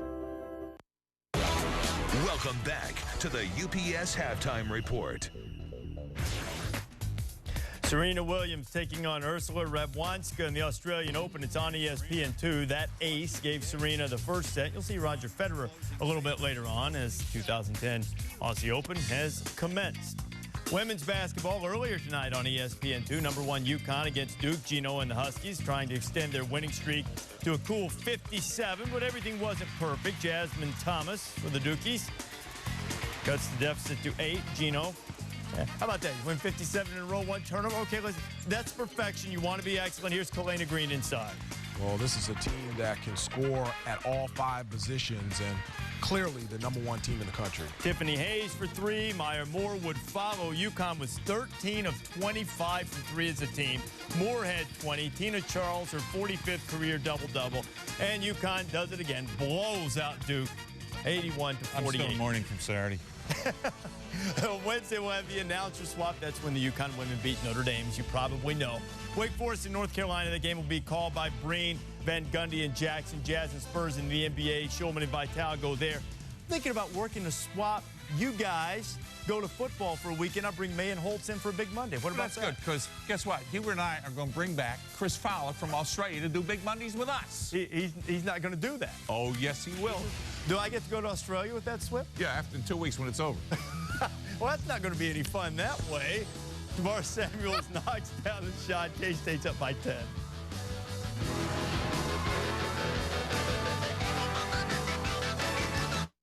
Hello, Mac. How you doing? I like your new look. There's something different about you. Oh, no, we've met. No, we've definitely met. I just want to eat you up. Get reacquainted with the Big Mac taste you crave. McDonald's new Mac Snack Wrap. A great value at just $1.49. Nah, you crazy, Mac. Crazy delicious. AT&T's 3G network lets you talk and surf the web at the same time. Verizon's doesn't. Excuse me. Yeah, hey, Rick. What, you're on a game show right now? What's the capital of Peru? Come on, man, hurry. You gotta help me. That'd be Lima. My answer is Lima. You just won $1 million. Okay, now, I better get a cut of that. When you compare, there's no comparison. AT&T, a better 3G experience. Get an exclusive Pantech messaging phone free after mail-in rebate, only from AT&T. As athletes and students, they dreamed of victory and achievement. As soldiers and citizens, they dream of freedom and prosperity. But it's not about the dream. It's how you live that dream. So, to the men and women of the armed forces, the Big 12 Conference and its 12-member institutions salute you. Thank you, because by living your dreams, you give us the freedom to live our dreams. The Big 12 Conference. Live the dream. Where does Willie do his shopping? The K-State Superstore. The K-State Superstore is the #1 place to shop for K-State apparel, gifts, decor, and more. It's the only place in Manhattan to get custom jerseys and carries an enormous selection of K-State t-shirts and hats. The K-State store is locally owned and operated, and our friendly staff is always happy to assist you. For the best selection of K-State merchandise, stop by the K-State Superstore at 520 McCall Road and tell them Willie sent you. For 30 years, I've used the Total Gym for one reason. It does work. It is the most versatile piece of equipment I know of. What I really love about the Total Gym is its simplicity. I can get great results with not a lot of time. A few minutes a day is all you need to get in the best shape of your life. We work the obliques, traps, chest, arms, shoulders, thighs, lats, hips, abs. Oh, it's fantastic. The Total Gym does it all.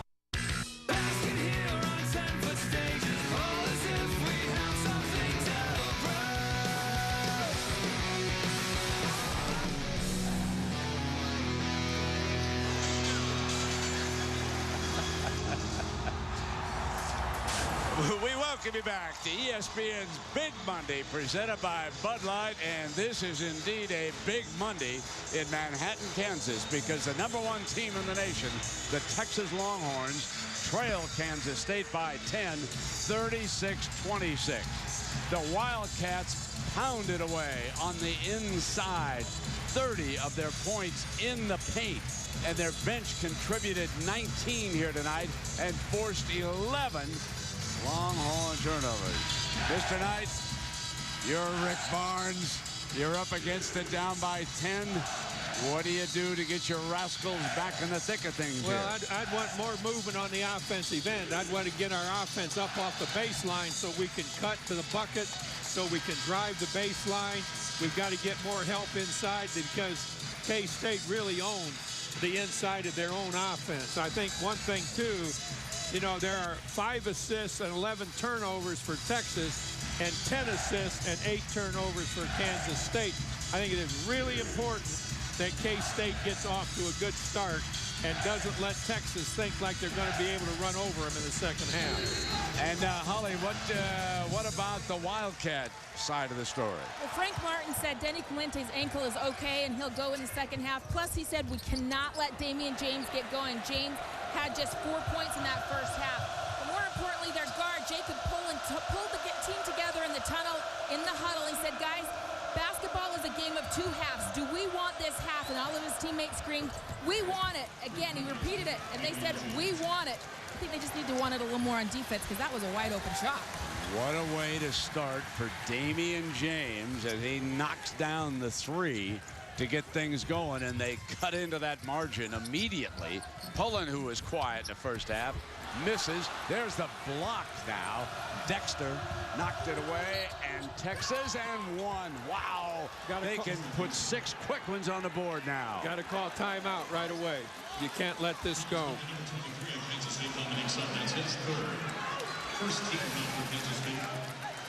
Watch James step outside here. You've got to cover James. You've just got to have somebody in there to him, and they stayed in the lane rather than move out with a pass. And then Pittman comes back with the block. Mason fouled here at this end. And they could make this a 4-point game in less than 1 minute of the second half. 19-13 remaining, and we're sitting on a 36-32. Now, Frank did not call the timeout, as you suggested, so let's see what they come up with. Pullen again very quiet, only 2 points, averaging almost 20 a game for K-State. And there's Dexter going in and challenging the shooter underneath again. Almost stolen by Bradley. Clemente's 3, can't do it. Battle rebound important for the Horns. And they've got it into Pittman's hands. Here they come again.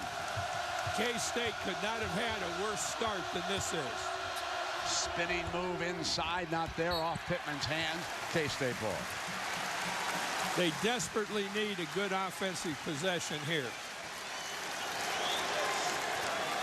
All right, Coach, let's see what they come up with.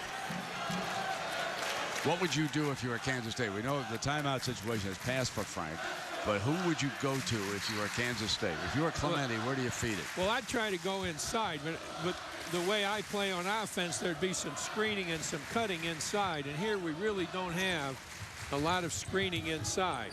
And we have some movement and some posting, but I'd like to get some screening along that baseline where the offensive man makes a cut, and then the screener may be wide open. There's Clemente running through the lane, loose, out of bounds. It'll be Texas. Damian James will step back out and take it. The crowd trying to regather itself. So too is Frank Martin. He's been rather passive for him as we start this second half, and the Horns put 6 quick ones on him. K-State did a lot in the first half just on sheer aggressiveness and determination inside, and now they've got to do a little bit more than that. Blocking foul on Kansas State. And by doing a little bit more, I mean getting some movement and getting some screening and some action going that causes Texas to have some problems defensively other than just guarding the dribbler.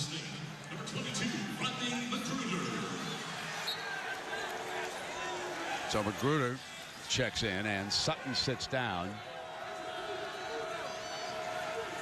Bobby steps out beyond the inline.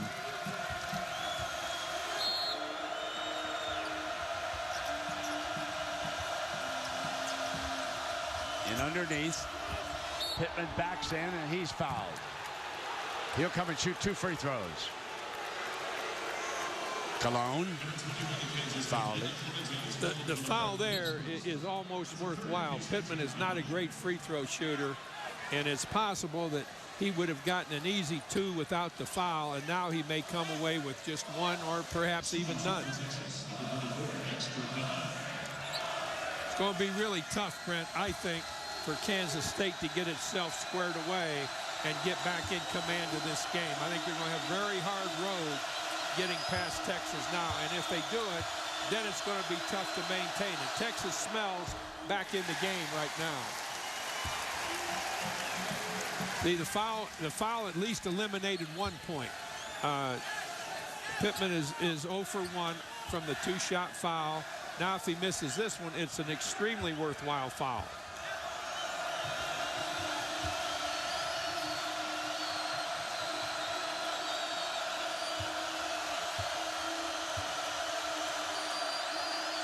Brick. It was indeed. Missed them both. And pulling. He'll pull up. Missed the J. Tracked down by the Horns. Bradley's going to the rim. Wide open lay-in. That is 8 unanswered to open the second half. A remarkable run, and Clemente traveled. Turned it back over. Texas can tie it or take the lead. You got to get the ball out of Clemente's hands. Clemente's trying to get back into a 10-point lead all by himself, and he's not getting much done offensively. While he's pounding the ball, you got 4 guys standing down there.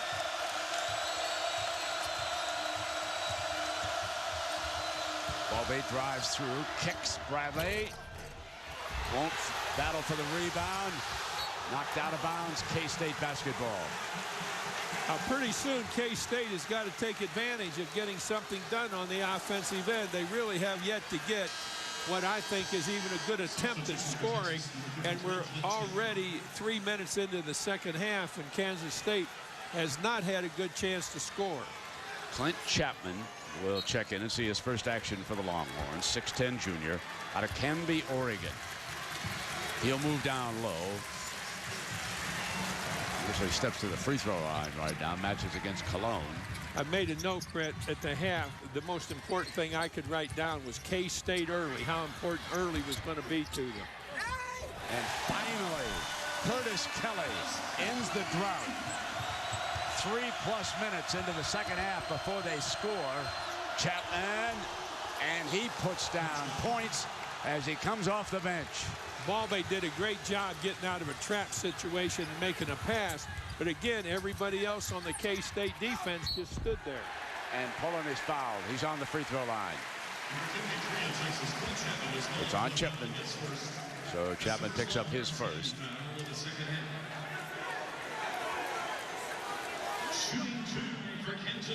Of course, what I remind you again is that shaggy beard. They've been winning ever since he cultivated it.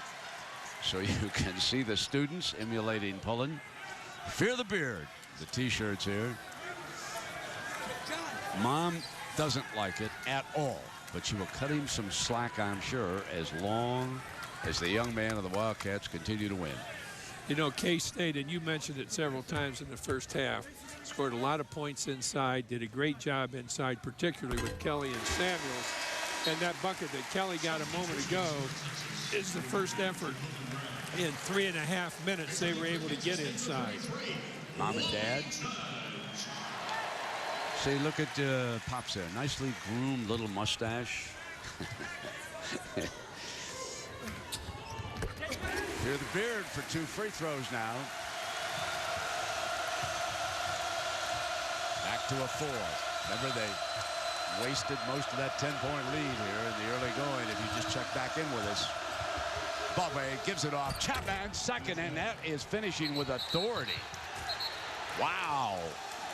The youngster from Oregon, he flashed to the hole that time. Coach, you'd like a move like that.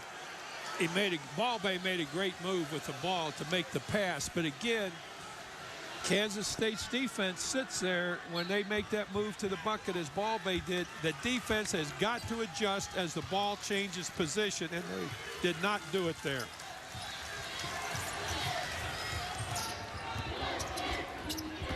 Pullen feeds it inside off the pass. And one as Curtis Kelly, the junior from Queens, puts it down.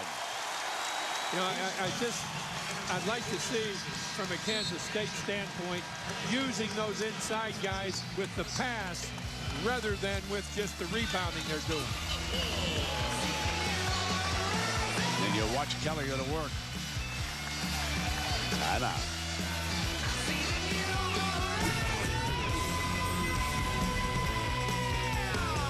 The 2010 Pro Bowl, January 31st at 7:20 on ESPN. In your world, you're always on duty. In your world, the unpredictable is predictable. In your world, millions rely on you. In your world, you live to a higher standard. Panasonic Toughbook computers. Get equipped at foratoughworld.com. Powered by Intel Centrino 2 with vPro technology. Panasonic, ideas for life. What's the deal with all these people rushing to work, drinking their mochachinos, cappuccinos, chocolatinos? Take a look at this. The Denny's Meat Lovers Trio. It's one of 3 new dishes for breakfast lovers being served for a limited time. I'd take one of these over a whatever chino any day. Wow! That's a low price! Wow! That's a low price. I think I'll get him a cart. Wow. Staples has low prices on everything you need for your office. Staples, that was easy. You'll find the complete and completely affordable collection from Van Heusen at the men's store inside JCPenney and at jcp.com. Style, quality, and price matter. JCPenney. This is where career-minded mother meets science teacher with 2 dogs. Where overscheduled meets overworked, and where she meets him. This is the beginning. Start yours today at Match.com. Let's go, Bron. One shot. For every tick of the clock. The Ohio State Boys Championship on the line. What's your bet? For every bounce of the ball. For every shot I've ever taken. Switch. Pick left. They're always with me. That's what being there is all about. People going to get excited about a ranked team coming in, especially a team that's carrying the #1 ranking. But it's something that you've got to have fun with and enjoy it. I mean, I tell our guys, I just want to win one more. And a wonderful start has given Texas a chance to do that here in the second half. Meanwhile, the student body in Manhattan is much quieter than it was in that first half when it was a frenzy in here. And it is down to a 4-point lead. Remember, it was 10 at the half. It's 42-38. Kelly on the line here. Coach Kelly's played very well tonight. In both halves. He got a bucket here just a moment ago, and he made a free throw there. You know, one of the things that's really helped Texas, they've had 4 assists already in this half, and they only had 5 the whole first half, while Kansas State had just had 1 assist. Texas is moving the ball into position better than Kansas State. James attacking the baseline, off-balance shot, put back, and the Horns get it to fall. Chapman's 3rd basket. He's just been in the ball game 2.5 minutes, and he's already given Texas 3 buckets. Pulls them back to within 3. You know, that we talked about that earlier, about the kind of depth that Texas has. Chapman hadn't even been in the ball game in the first half, and here he is with 3 buckets in the second half. So that size on the bench paying a dividend here for Coach Barnes. Clemente's cut off by Ball Bay.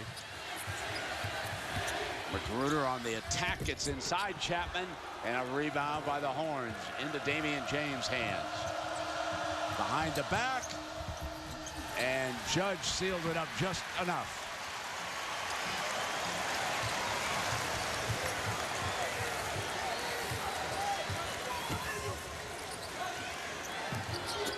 Kansas State needs some action between their big guys, some screening, so that Texas has to switch it or get caught not switching it. We got too much guard play. Pullen swatted by James out of bounds. Clock will be at 12. Bradley replaces Balbay. Now, Texas has to be careful that Bradley does not all of a sudden look to become a scorer. You know, Balbay did a good job of moving the ball around, and that's what got Texas back within 3.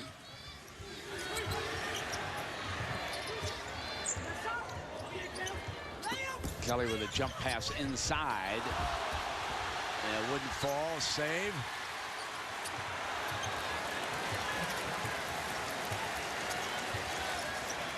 See, those 4 guys are standing while Clemente dribbles. You've got to have movement. You've got to have. If they move, they're going to wind up getting something.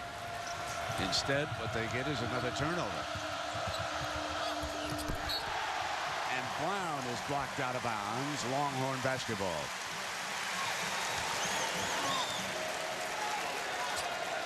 Curtis Kelly, 6'8".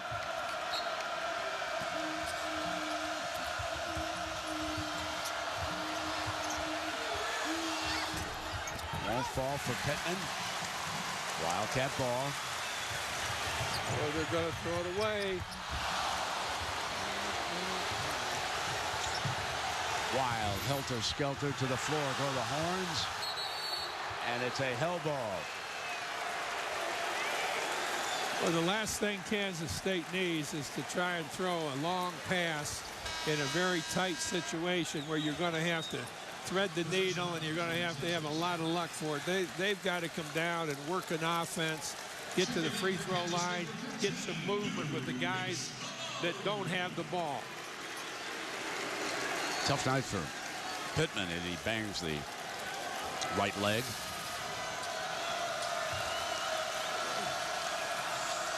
Pittman looks like he's drawing air right now. He doesn't look like he's nearly as fresh as a guy should be at this point in the game. So because of the possession arrow, Horns bring it down, trailing by 3. There he finished. And pulls the Horns to within 1. 4 points for Dexter Pittman. This has obviously been all Texas in the second half, and K-State has really hurt themselves at the offensive end. Texas outscoring them by 9. See, they're not getting much movement there. They come away from the bucket rather than go toward the bucket or toward the ball. It's the best feed they've had inside so far. And Cologne missed the shot. Magruder digs it out. Ball faked by Pullen. And Bradley going for it is fouled. And Frank is livid. Frank is livid. He has to walk the other way to avoid the technical.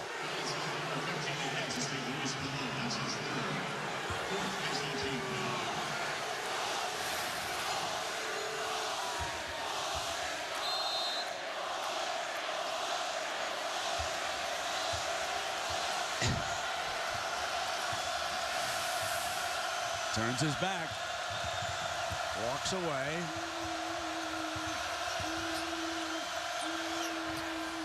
Bradley whistles up an air ball, and it goes over.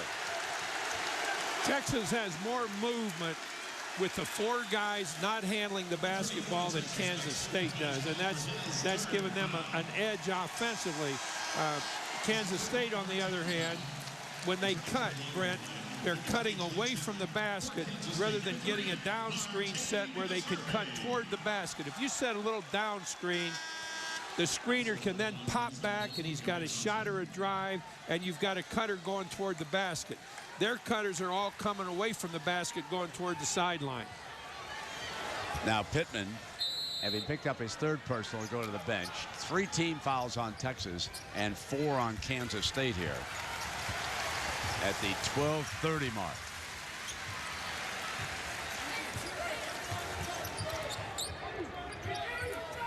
Irving on the floor.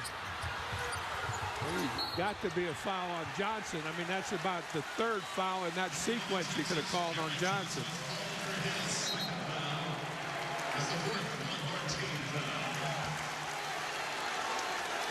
Now both teams with 4-team and 2 on Johnson. Most difficult thing to guard defensively on half-court offense is screening and cutting. And K-State has just not had it. Magruder, no. Out of bounds. So it has been an offensive nightmare here as far as Kansas State is concerned. This is not nearly as good a basketball being played as was played really by either team in the first half. Chapman's been a major contributor. Battling, steal. Here comes Mason. Mason battles for it, gives it up on a beautiful pass. And Texas, at the 11:58 mark, goes ahead 44-43. They have outscored the Wildcats by 11 here in the second half. They trailed by 10 at the intermission. Oh, they regain the lead. All right, Come on. That's the best drop-off pass we've had by Kansas State in the second half.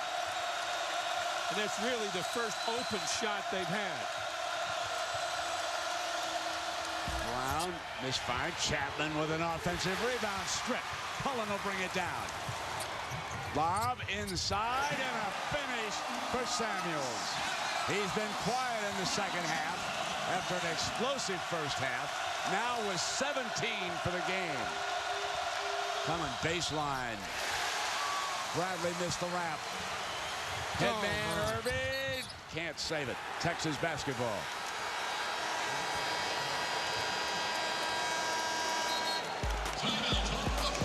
That was a really poor possession to go before the timeout. They had an opportunity to make the pass and get a bucket. There's a little emotion from Barnes and Martin here tonight. It's Big 12 basketball.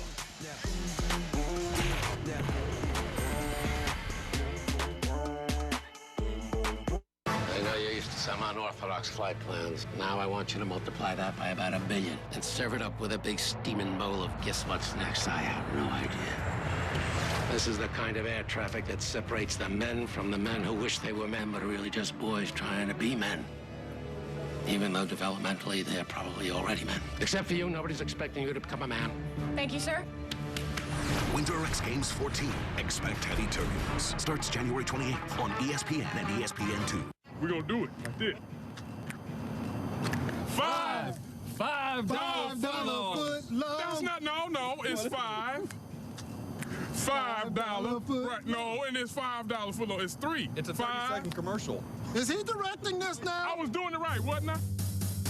Build your Subway famous $5 footlong like a spicy Italian stacked your way from the bread up with the meats, cheeses, and veggies you want. Your flavors on. $5 footlong. Everybody down. This is the hold up. Dude, don't be a hero. I'm not. I've got DirecTV, so I can set my own DVR from here. My favorite show's on tonight. You know, in case this turns into a hostage situation. That's so cool. No cell phone. I got it. With DirecTV, you can easily set your home DVR from any cell phone or computer. Call 1-800-DirecTV. It's the dawning of a new day for American business. And it's all because of you. Look him in the eyes, smile. Your ideas, your energy, and your dreams are the most precious resources we have. And OfficeMax is here to help you realize those dreams. 2010 is going to be our best year ever, and here's why. OfficeMax. Work with us. Get 50% back in Max Perks bonus rewards on any of these products. Reese Davis with you. A little SportsCenter in-game update. Dallas Mavericks playing Boston. Former Cal star Jason Kidd to a guy who would have gone to Kentucky, Dirk Nowitzki. He had 37. Mavs win by 9. 7th home loss of the season for Boston. Brent. All right, Reese, thank you very much. And a reminder, Wednesday night, special night, the great announcer swap. The Crow guys move to Wake Forest, North Carolina, and vice versa. Dickie V and Mr. Schulman head down San Antonio way to watch the Jazz and the Spurs. Now, Frank Martin, he broke out brand new shoes for this game. You know, he broke out brand new shoes because this was big. Playing number one. Holly, what's the latest on the footwear over there with the coach? Well, I don't know if this was psychological or not, but he's wearing cowboy boots to play the Longhorns tonight. But look at these scuff marks. I mean, this is a fired-up coach. He's putting these black marks all over the floor. I don't know if the operations people are going to be happy about this, but this is an animated coach. You can tell from the footwear. He's going to be more animated if this offense doesn't start playing the way Coach Knight thinks they should play. Get some cutting, get some screening. Chapman has been the difference, and he missed that turnaround into Sutton's hands. So, okay, Coach, what should K-State be looking to do now here with these two good guards and the big guys they've got? Well, they've got to get some movement inside to cut across the lane, step out. They just are too stagnant. Now, it's just not a good shot to take. Shot fake and look to drive. With too much pressure on the shooter. Ball Bay brings it back down for the Horns. Ball Bay did a good job. Now he's going in. A really, really good defensive play by Irving. Irving played the ball all the way. He knew where it was all the way through. And Pullen drives it home. I see a little anxiety on the part of Kansas State here in the second half. I don't think there's any question about it. But if that bucket can settle them down a little bit, and they can come back with another one before Texas scores, it's going to be big. They're just hanging by a toothpick for a while, but now they've kind of got into a little bit better rhythm, as you said. And into Pullen's hands. Remember now the Horns trailed by 13 against Texas A&M on Saturday. Oh, my. And 14 here, and then Pullen misfires again, but they've got it back. And Frank is up. More scuff marks. And an official timeout, something... Cologne got banged a little bit on the board that time, I think, and he's a little short of breath.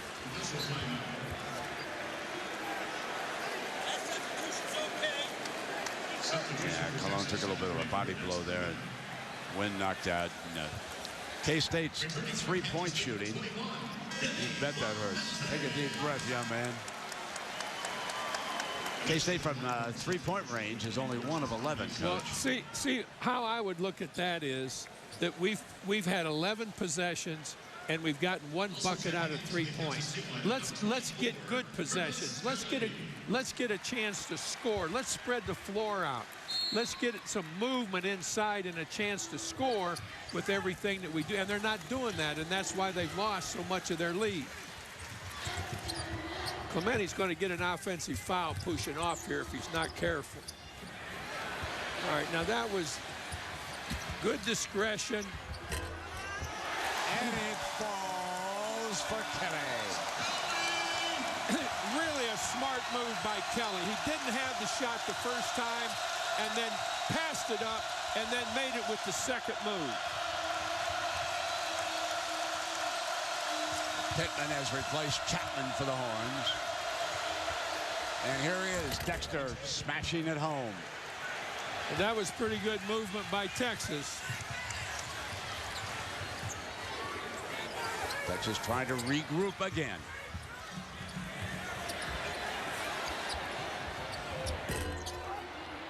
Kelly, and it's out of bounds and go over to the Horns. Oh. I thought it was either a foul against Kansas State or their basketball. It was a foul against Kansas State. Foul was on Sutton. I think that's 4 on Sutton. Here comes Cologne back for Sutton. That's 5 team fouls with that one on K-State. And 4 team fouls on Texas. Sutton is the only player on Kansas State with 4. And there's no one on the Horns. Well, Pittman has 3, so he's high. Hamilton handling the ball for Texas in the paint. Just a much better looking Texas basketball team here in the second half. They've had better patience. They've worked the ball inside. And one. The Horns are right back shooting for a tie. Gary Johnson will be coming up to the free throw line when you come back. Just inside. Kansas State just has not gotten out of their offense what they have to get to be in this game.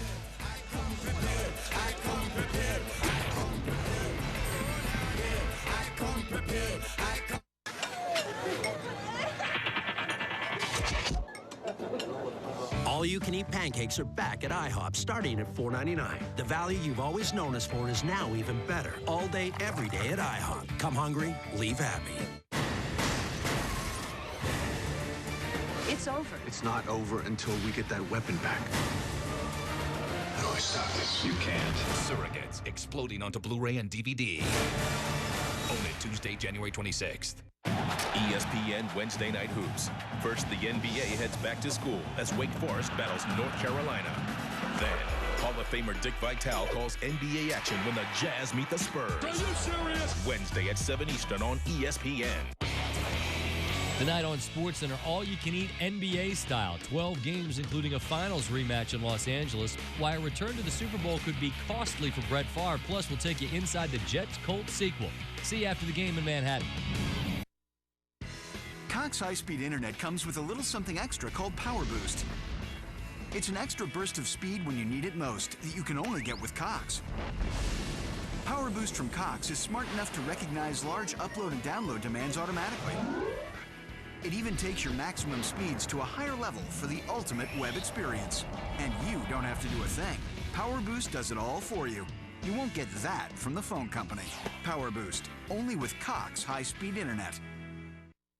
An important medical alert for birth control users, including the products Yasmin, Yaz, and Ocella. If you or a loved one has experienced any of the following: seizures, fainting, or loss of consciousness, loss of vision, blood clot-related injuries, stroke, kidney, liver, pancreas, or gallbladder failure, heart attack, arrhythmia, or cardiovascular injuries, deep vein thrombosis, or pulmonary embolism, you may be entitled to substantial financial compensation. Call now for a free case evaluation. Call 1-800-610-5940. Call now.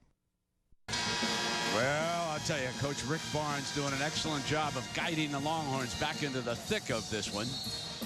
And you know there was a track man around Kansas State.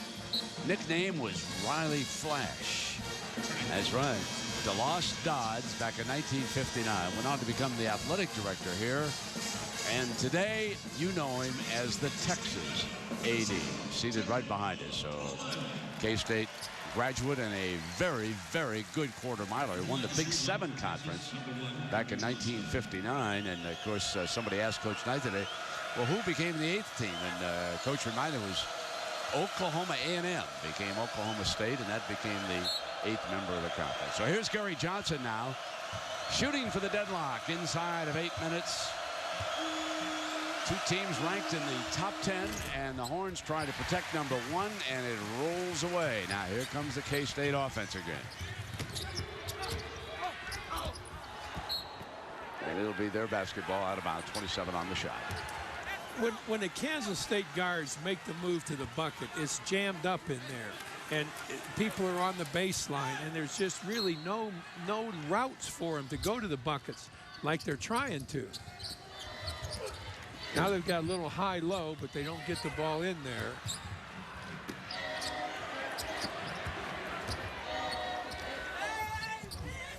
Johnson holding his ground defensively, and this foul is on Kansas State after the rebound was yanked down by Jordan Hamilton. It's just a more solid effort by the Longhorns as a team here after the intermission. I think that they're really being helped by what Kansas State is doing on offense. I don't think that Texas is forced to really defend anything down at that end. There not any screens. They have to decide whether they're going to switch or not. There's no spread to the offense. Brett, I think on offensive play, the floor is 50 feet wide, and you've got to use 48 of that 50 feet to get movement and get spacing. Kansas State has very, very poor spacing in its offense.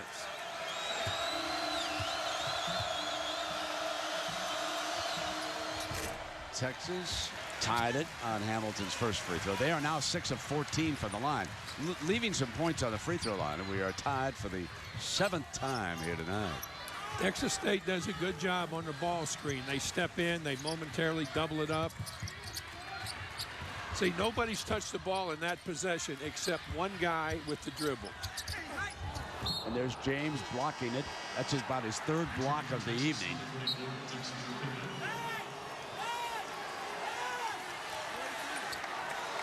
You gotta be careful of the clock. They're inbounding it with 12 seconds to play. Now let's get a screen out, a back screen, and then step. All right, here's a little movement there. And Pullen, did he step out? Yes, he did. Turned it over, stepped out of bounds. Slip. They're just not getting any pressure on Texas at the offensive end.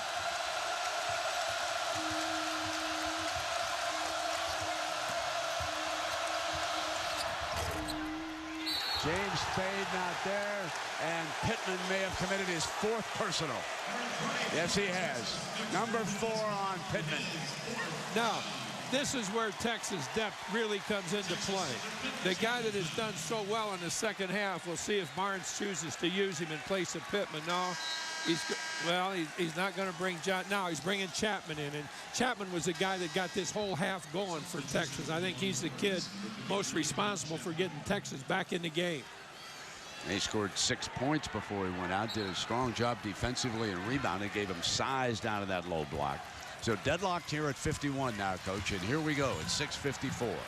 They're putting a little pressure on, a little double up. Kansas State hitting 38% from the field here tonight, then dropping way off from their first half totals. Get a foul there. And so coming to the free throw line is Curtis Kelly. Now, see, that's a little bit different approach right there, Brent. They brought the big man out to the high post, and he's got a little room to drive and draws the foul. This is probably the best move they've made on offense. Little fake, opens up a lane, and Texas doesn't react real well to the drive, and he draws the foul. And the other thing that Coach Barnes has done, Balbe has stayed on the floor here. One of the reasons why he was shuttling point guards in and out is that Balbe picked up quick fouls in this game.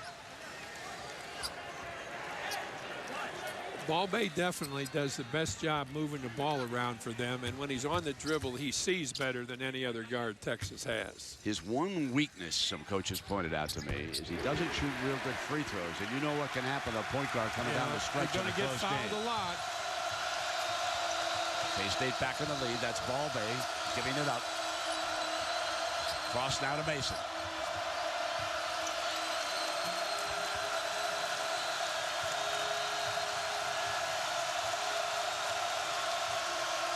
They're in a zone now. They've changed to a little bit of a zone.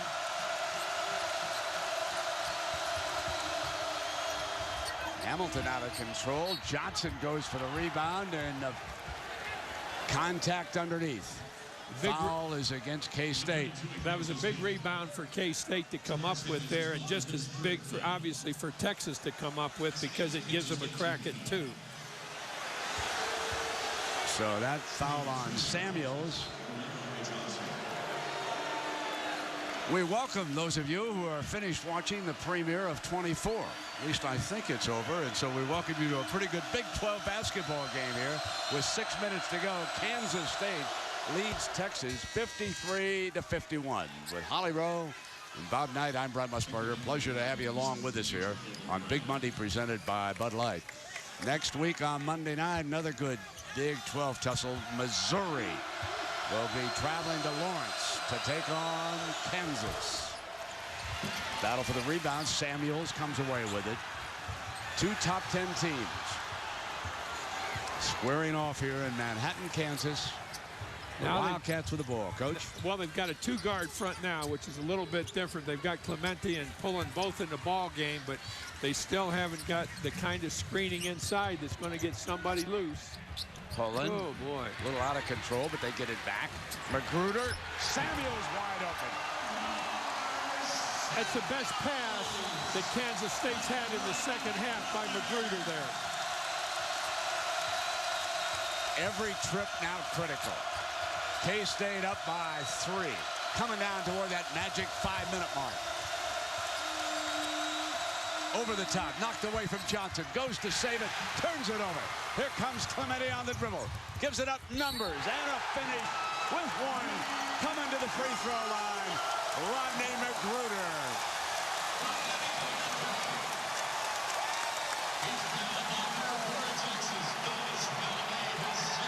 Magruder has really added 2 important plays to the Kansas State effort here coming into the ball game at this point. Hustled down on the break. He set himself up for a 3-point play, and then he made that great pass a moment ago. So here is the young man, 6'4", freshman from Washington, D.C. Number 22, Rodney Magruder.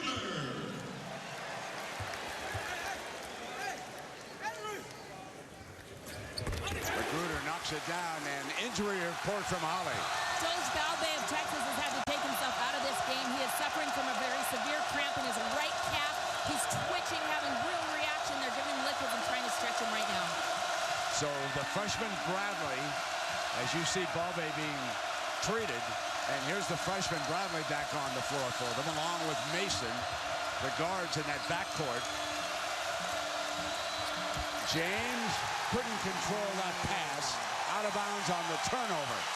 Big turnover now. Kansas State's defense is a good switch to defense. They're not having to contend with all of the movement off the dribble and then the dump passes by the Texas guards. They've kind of stood outside, moved the ball around a little bit, waiting for somebody to get open inside. Bob, that's a 15th turnover by the Longhorns. Most of them in the first half, we should point out. Samuel's got to give it up and then go screen somebody. Going to take the timeout. So Frank Martin, his 3rd year as head coach, replaced Bob Huggins, who had hired him as an assistant coach at Cincinnati. His team's up by 6. Timeout.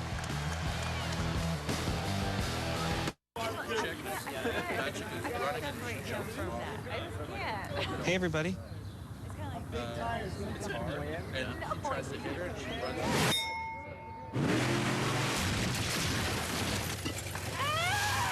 Everybody! Woo! Yeah!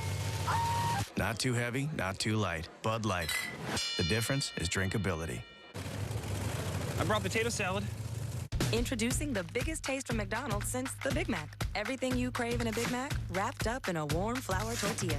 After all, why should the sesame seed bun have all the fun? The new Mac Snack Wrap. And that's what we're made of. Welcome to the Now Network. 3 skiers are trapped on a chairlift, each with one of Sprint's best 3G phones. Carl passes the time searching for apps on his Samsung Moment with Google. Candace mixes business with pleasure on the newest BlackBerry Curve, America's favorite smartphone, now even smarter. And Rose is getting updated on her sleek and slim Palm Pixie. Once again, bringing you the nation's best lineup of phones and its first and only wireless 4G network. Sprint, the Now Network.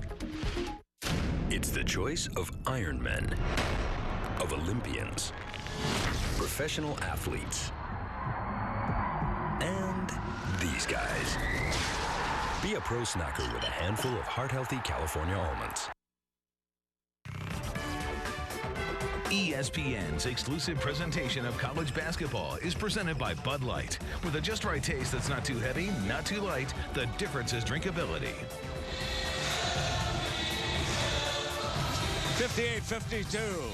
Kansas State leading the #1 team in the country. And a reminder that whether you're living in the Dallas area or if it's just your heart that never left Dallas, log on to ESPNDallas.com for local area coverage of all the sports. And, of course, they'll have a complete recap of this game. And I suppose the big story down in Dallas is the fact that ESPN has been reporting today that Wade Phillips is coming back to coach the Dallas Cowboys, who were blown away by the Minnesota Vikings in the playoffs over the weekend. But Wade did get the Cowboys back to the playoffs, and overall they did a pretty good job. Well, there is Frank Martin in his 3rd year, and to take you through his bio a little bit, his parents, Cuban immigrants, came to South Florida in 1960, a year after Fidel Castro took power from Batista.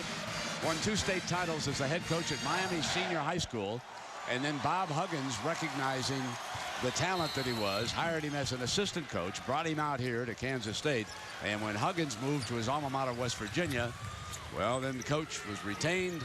And that's why Frank Martin is now in his 3rd year. He has a big lead over the top-ranked team in the country, and plagued by a turnover after that timeout, Coach. You know, it's another possession that they had no chance to score from, and they've got to come back down here and do the same thing with Texas. They've got to get the ball back, and they're just trading too many bad possessions. They've had a lot more bad possessions on offense than Texas has had in the second half. And they've had 9 second-half turnovers, the Wildcats have. Now they're back in man-to-man pickup now, so Texas is going to look to drive the ball from on top or from the side. Bradley pulls it up, and he's fouled. He'll shoot a pair. Pullen was the defender. And he said, I went straight up. Can I see that again? So I'll tell you what, Coach. We'll have the truck regroup.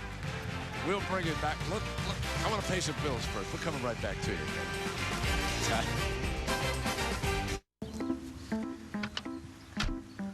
Well, look who's here. It's Ellen. Hey, Mayor Wade. How you doing? Great. Come on here. Would you like to see our new police department? Yeah, all right. Right this way. Here it is. Completely networked. So anything happening, Suze? She's all good. Is that my car? The new community. See it, live it, share it on the Human Network. Cisco. All right, now that the economy has changed, let's fine-tune your business to take advantage of new opportunities. Well, UPS can help lower warehouse costs while increasing your global reach. More UPS technology can help bring down paperwork. And UPS has more shipping options than anyone. Hey, it's time to seize the opportunities with UPS. There. Now that sounds perfect.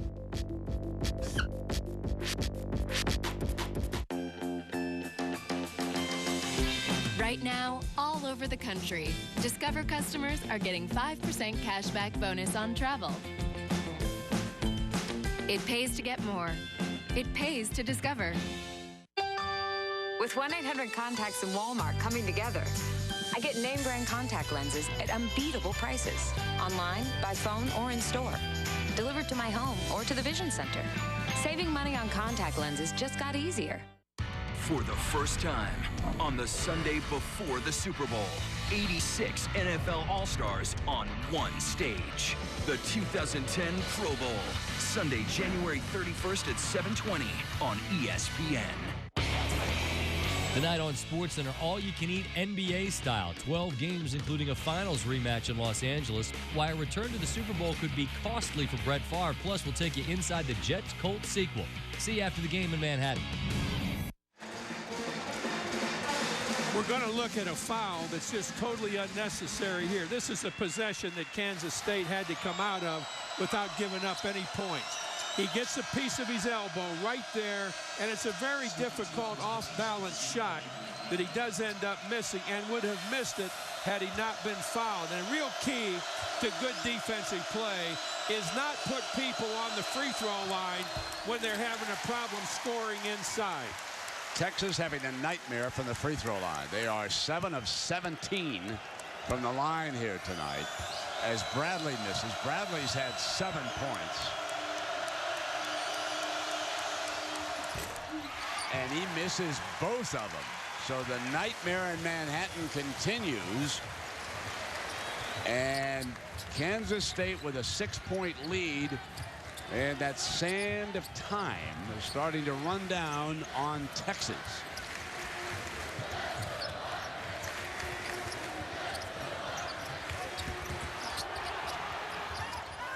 Inside. And Pullen off iron. But well, that's a huge rebound. possession. That's worth 30 seconds right there, that rebound. But they've got to get a shot. They've got to get some movement going. Magruder curling. And now Kelly standing. And here comes Pullen again. And he's fouled. He draws the foul. Now that's just a really bad foul by Texas, just as there was a bad foul by Kansas State on Texas' last possession. And what they're able to do there, Brent, they ran off about 40 seconds, and they have a chance to wind up with 2 points, although it's just 1-1. So Doge Baldry reports back into the game.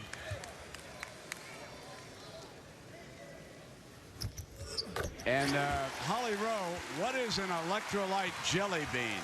Well, Doge had been over on the sideline really complaining of that cramp in his calf. And so they gave him these. These are electrolyte jelly beans. This happens to be the berry flavor. He was chomping these down, then drinking some Gatorade, and they've got him back in this game. Who knew? Electrolyte jelly beans. I thought an electrolyte jelly bean would be a little guard that was really quick. From the corner, intercepted Pullen. Huge play. Coming to, and it's blocked. Putback is good by Magruder. Now Kansas State can feel it. They're back on top by 10. Brown is blocked. Kelly.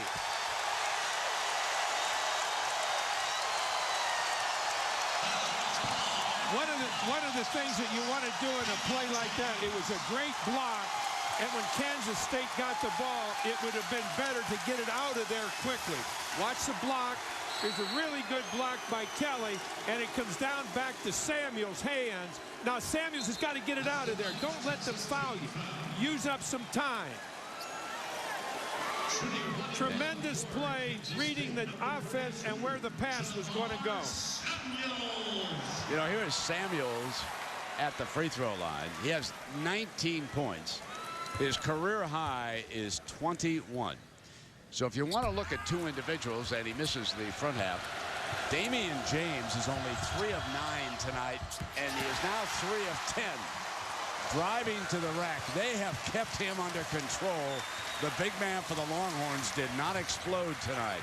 Now you want to get this down. You want to keep moving and moving. Don't get caught dribbling and standing because, oh my. Here he comes again. James, he's stumbling out of bounds and foul. Pushing foul. Just a terrible, careless pass.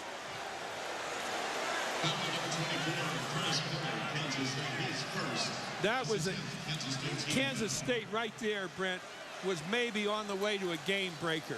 They've got the ball outside. They're going to run down some clock. It's going to get under 2 minutes, and they're going to get a chance to score. They just can't have the ball without a chance to score. They've got to get a good chance to score.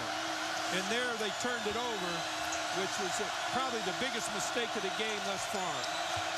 Clemente is over there calming coach down, and now he goes back. James on the line to cut into that 10. So now Texas 8 of 19 from the free throw line, and that's the first of the night. A lot of things went wrong on that possession. James was the last guy under these circumstances you want to foul. Now Texas will be picking up full court. They're going to look to trap and double team, and Kansas State has got to be good with the ball, and they're going to have to make free throws. They can't miss the first one like Samuels just did. I would say watching the Longhorns the first time in person, seen them on TV, I didn't think I realized how valuable Doge Baldry is to this basketball team. When he was out for a while, they sort of lost the rhythm that they had when he's out there. Bob, I think he drives this engine a little bit. Well, he really looks. He really looks, when he's driving, Brent, he's looking for people to get open. And when the big guys, whoever it is, it could be Pittman or James or whomever, when they slide a little bit, he gets them the ball. Well, we've got an SEC Big Ten doubleheader on ESPN Super Tuesday. Tomorrow, don't forget, down Tuscaloosa way. Still celebrating that football championship, Tennessee and Alabama. And then the Big Ten, Purdue will try to stop its slide in Champaign when they take on Illinois.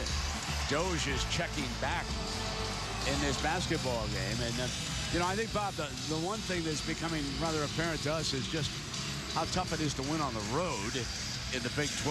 I mean, this is definitely a home team venue here that we're experiencing. Well, now, it's really important that they set up right to get the ball in bounds here, Brent.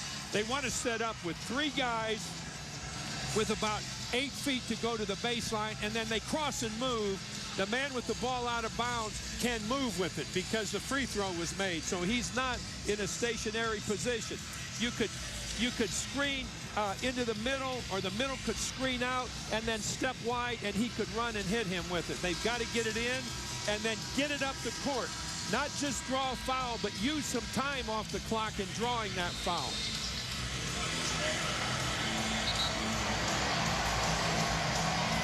Don't get 4 guys down there. Take 1 guy down to midcourt where they've got, that gives you 3 men down there trying to get the ball where it gives them some room to get it in.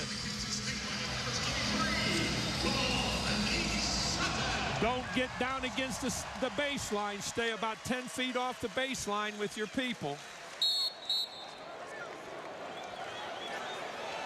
2:18 to go. I think Texas will foul immediately. Now, should Texas lose this game, there'll be just one unbeaten team left, chasing the Indiana Hoosiers record as the last unbeaten team, and that would be Kentucky. And Pullen goes in. Missed it. Oh, my. And James has got it coming out, and they've got numbers. They got 3-on-1, and James drives in. He had wingman open. Biggest rebound of the game right there. I'm a little bit surprised. Maybe they didn't separate enough. I'm a little bit surprised that James didn't give it up on the drive. Or stop and then make the pass. You're going to see that here. If he stops at the foul line, he's going to have a little drop pass to make right down here. Right there, make the pass to the left. And he's going to be able to go in. Now, what happened at the other end was even more important than this. There was really, really a good job done right there. And now they've got a chance at the line. Not much time has gone off, Brent. We're still over 2 minutes. Kelly with a big game. 16. I mean, Kelly and Samuels have really hurt the Longhorns tonight. Kelly with 16 pending this free throw, and Samuels with 19, and they've kept James and Bradley under control. Well, when they went all the way to the bucket on that last possession, that was a real mistake because they missed the shot. Back it off, use up time, and go shoot free throws.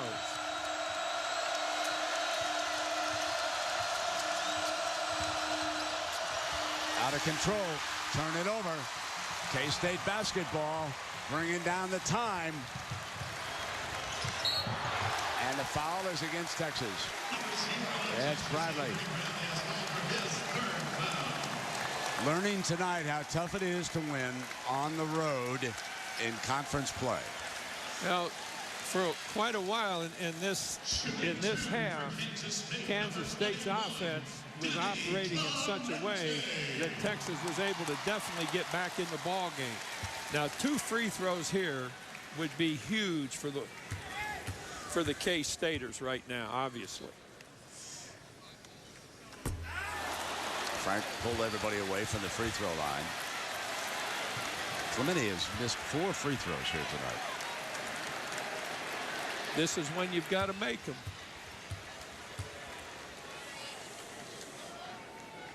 That was it. Oh, no, it's not.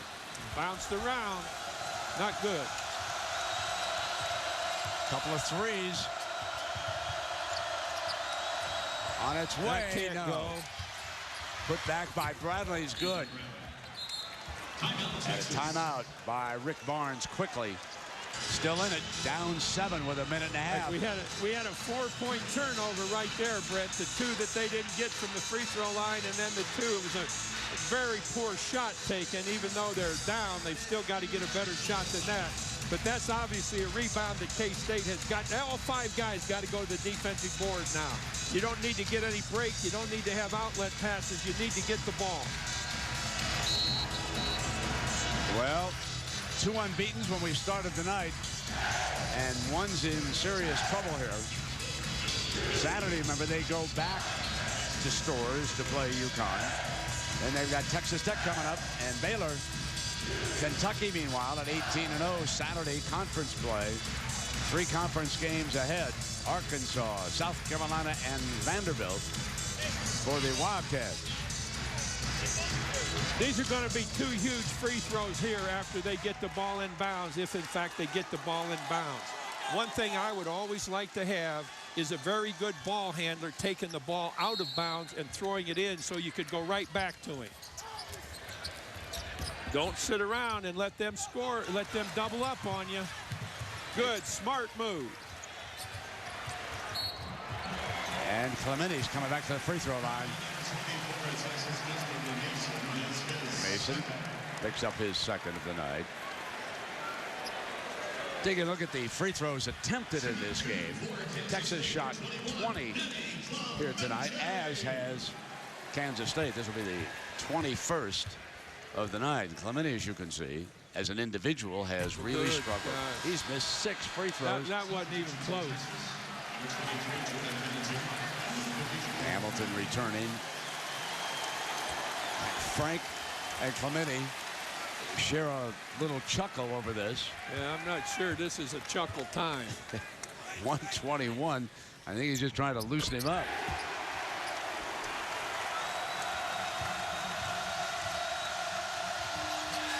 And Texas turns it over. The story of their night. Bradley and James haven't dominated, and the team has turned it over 18 times. I'd want to get one of these guys off the line. Get him out of there so you don't have 4 Texas defenders down here. Play 3-on-3 down at this end. Now, he can't move. He's open. So it'll be Pullen coming up to shoot at the 1:15 mark.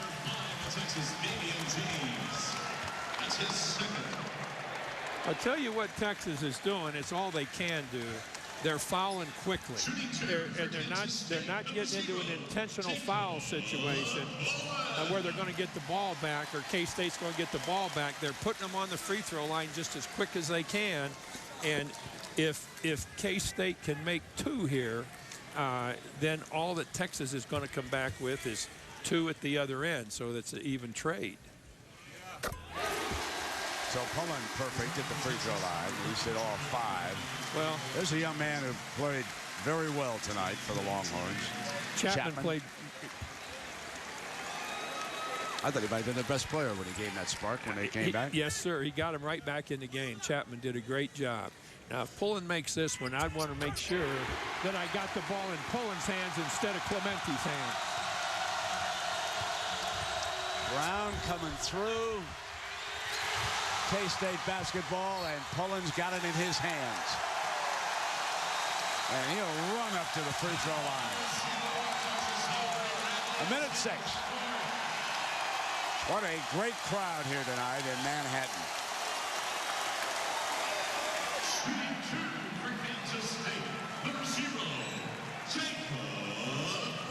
Both teams with 10. 2 free throws for Pullen. Hit all 6 of his in the second half of this game. Now that's what you want at the free throw line. They got the right guy there. And this is not a bad timeout to take. This is just try to get everybody organized, get everybody back on defense. Don't foul the shooter. Make them get a bucket. Don't give them a chance to score. It began before dawn. That's when the Kansas State students started showing up, lining up for the best seats. First come, first serve. Waited all day.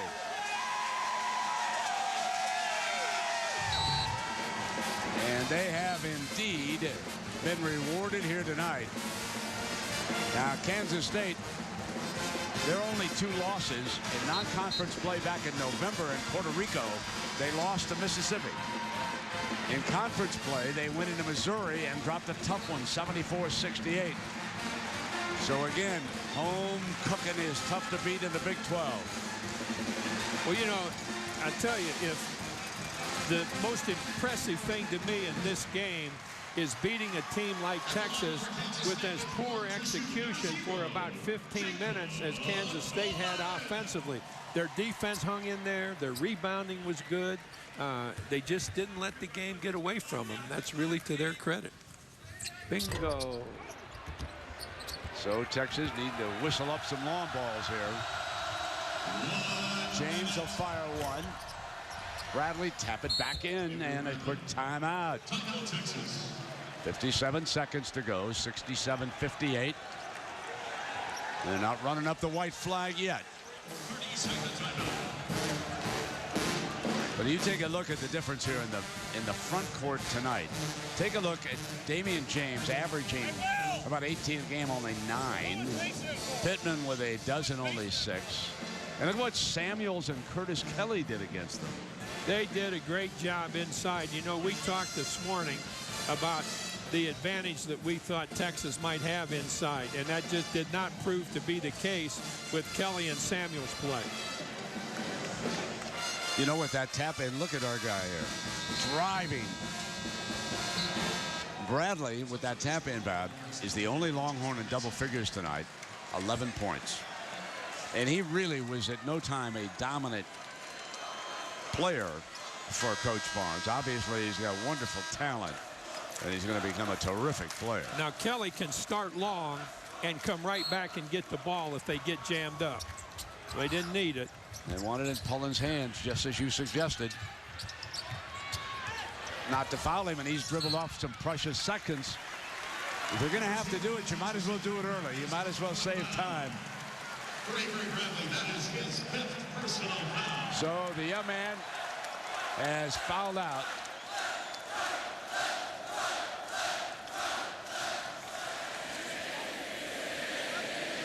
And the crowd chanting to his footsteps as he marches off.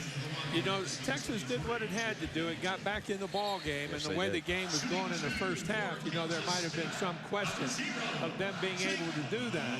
But even more impressive was when it looked like that K-State was going to get knocked out of the box. They found the courage to come back and get a couple points and get a little more out of their offense.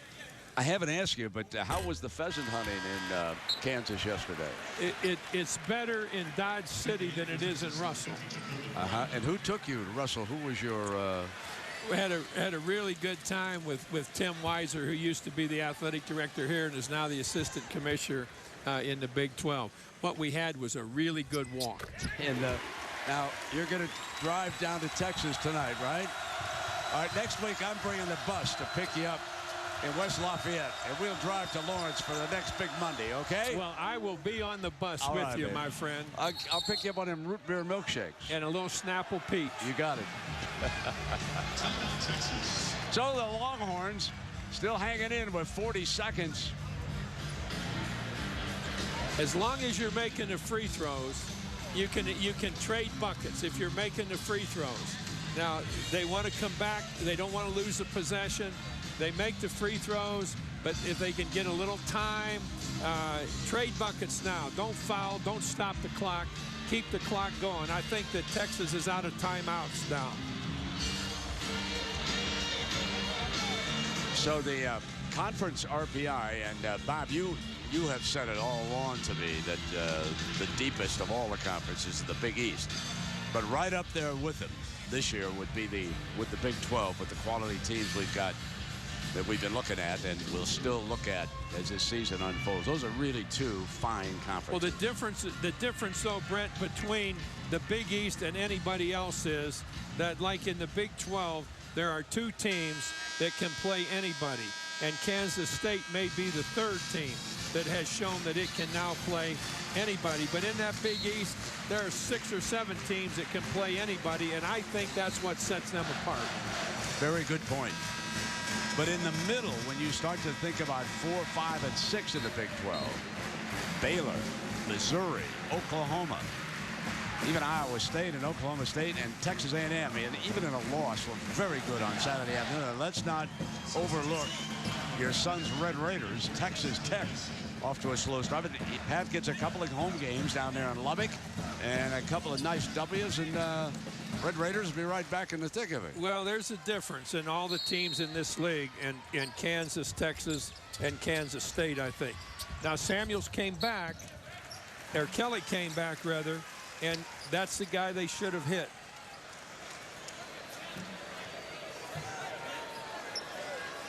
All right, now, they want a screen right here. Screen and let Pullen slide off the back of this screen. See if he'll come up and screen. You're going to get James where he has to play the guard if they do it the right way. Come back. Screen, come back, come back. There's Pullen. Loses it, turn it over. Brown into the corner. Brown comes in down low now, 30 seconds. Oh, there's a foul. Not what they needed here. 28 seconds to go, stop the clock. The thing about getting 2 guys or 3 guys set up with spacing, Brent, against press, against full court pickup, they've got to make a good switch, and the screener can always slip that switch and get open. They didn't do anything to get anybody open that time. Mason helped them a little bit there. Well, you don't want to let it get down to 6 because then it's 2 possessions with the 3.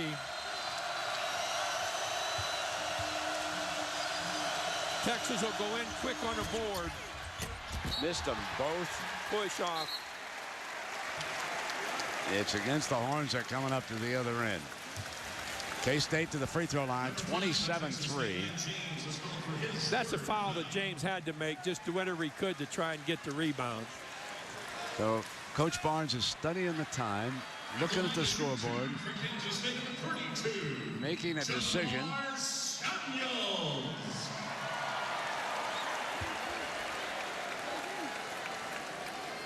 He needs to definitely make the second one here, so it takes them a little bit longer to come down the floor. Got to make this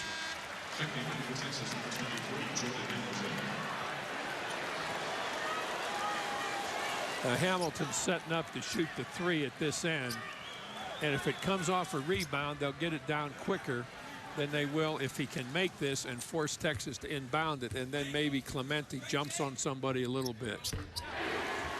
Just as you said, nailed the second one. All right, now they've got a chance to pick up there.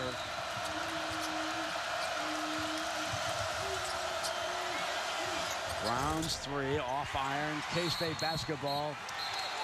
And Sutton got tangled up with James. Hang on, Brown wants to get into it now. The officials jump in. Not what you want to see in this situation. But, you know, from K-State's standpoint, they got smothered, and the kid has got to get himself some room in there. I think that's all he did. I mean, it was sometimes it gets physical in there. Let's take a look now. Sutton. Well, it was a late call to begin with. I mean, he's being held for about 3 seconds before the call was made. And, of course, the chant that always comes when an undefeated and #1 ranked team is about to lose. 3 seconds. And with 16 to go, the cry of overrated. Now, I would not say that this Texas team is overrated. Just one of those nights when ran into a Kansas State buzzsaw. You know what would be a great chant at that point, Brent, would be great effort for the home crowd to chant that instead of saying this is not an overrated team, as you said. That's a great point. But give the credit. Get that cheer going for the home kids. Get that going. Great effort, or thank you, thank you, thank you. Agreed. I'd be a heck of a cheerleader. Yes, you would.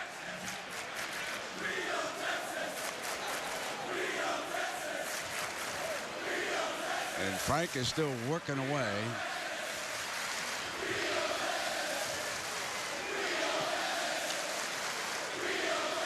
I would not be chanting "We own Texas" with trips ahead, Austin and Kansas City.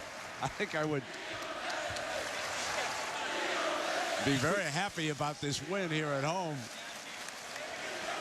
I thought that Kansas State was awfully good in the first half. I'm wondering if we don't have a technical.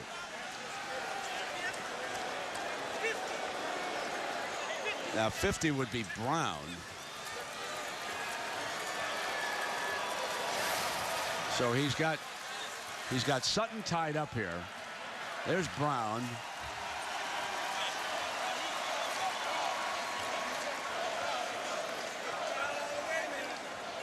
So I believe it's Brown.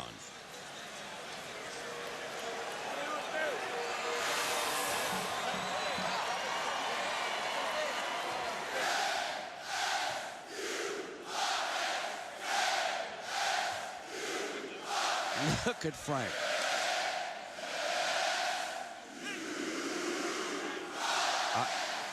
I think he's upset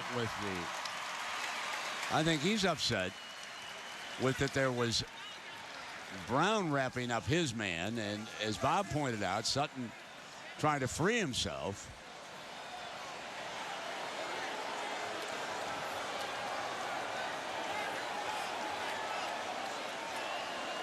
So Sutton for sure has a technical. Magruder, and you know, the one thing I couldn't help but notice with Barnes toward the end, I'm not sure he wanted a foul. I didn't know that he was happy about that when he jumped up. Well, he was at the point where he was about to call it off. Okay. I think, though, that he thought that there was a pushing foul against Texas before that, and I think that's what he was after. Technical foul is called on number 50 of Texas, Dakota Brown. Yeah, Brown gets one, just as we said, number 50. And number 23 of Kansas State, Dominique Sutton. Those were the two who were tied up.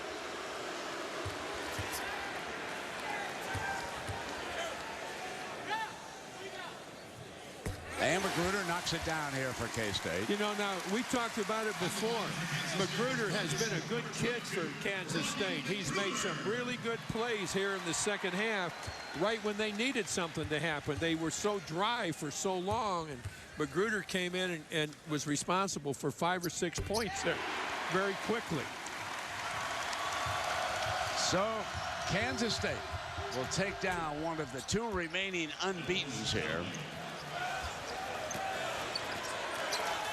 And you can see that Texas has run up the white flag. Rick Barnes walks down to shake hands with Frank, tell him he didn't mean for that to happen.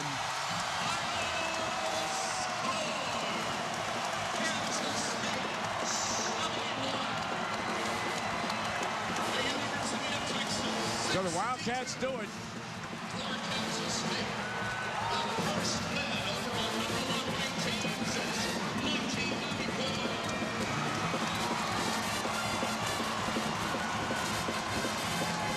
And when you look down, the next time they could meet would be in Kansas City. Kansas State does not go to Austin this year, if I read this schedule correctly. And Holly, you can check with Coach, but this was a great night and a great win for the Wildcats. That's right, but, you know, got pretty close there. How frustrated were you when Texas started the second half with that 8-0 run? You know, we've been through that this year. That's why I didn't take a timeout. I've been really pressing our guys that we got to have leadership on the court. I don't need to burn timeout to stop runs. And our kids grew up today. They did a lot better than earlier in the year. That's right. Texas pulled ahead at one point, but then your kids took over. What changed at that moment for your team? I thought we really defended well most of the game. I thought our guys were playing their hearts out, and we rebounded the basketball. I felt comfortable the whole time. They're a great team. You told me before the game it's just another game, even though they're number one. But after you've beaten number one, Coach, what does this mean for you? It's great for the kids, and it's great for all these wonderful people here in this building. But tomorrow we're off. Wednesday we're back to work because Saturday we got another crazy Big 12 game. Thank you, Coach. Thank you, Holly. All right, Holly, thank you very much. He spoke of rebounds. They out-rebounded the Horns tonight, 50-41. And again, Kansas State wins it 71-62. For more on the game now, turn into ESPN News and ESPN Sports Center for a post-game extra. Coming up next, of course, will be Sports Center. I'm Brett Musburger for Bob Knight, Holly Rowe, and our entire crew. This has been a presentation ESPN, the worldwide leader in sports, saying so long from Manhattan, Kansas.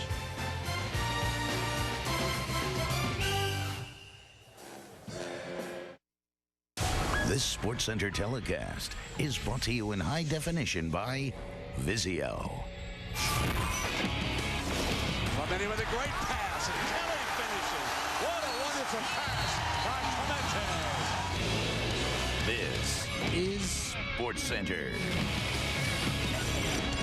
Yo, Texas gets all it can handle in Manhattan. K-State keeping #1 on the run, while the Orangemen deliver a late knockout blow in South Bend. Plus, Green going all the way, and he jammed it.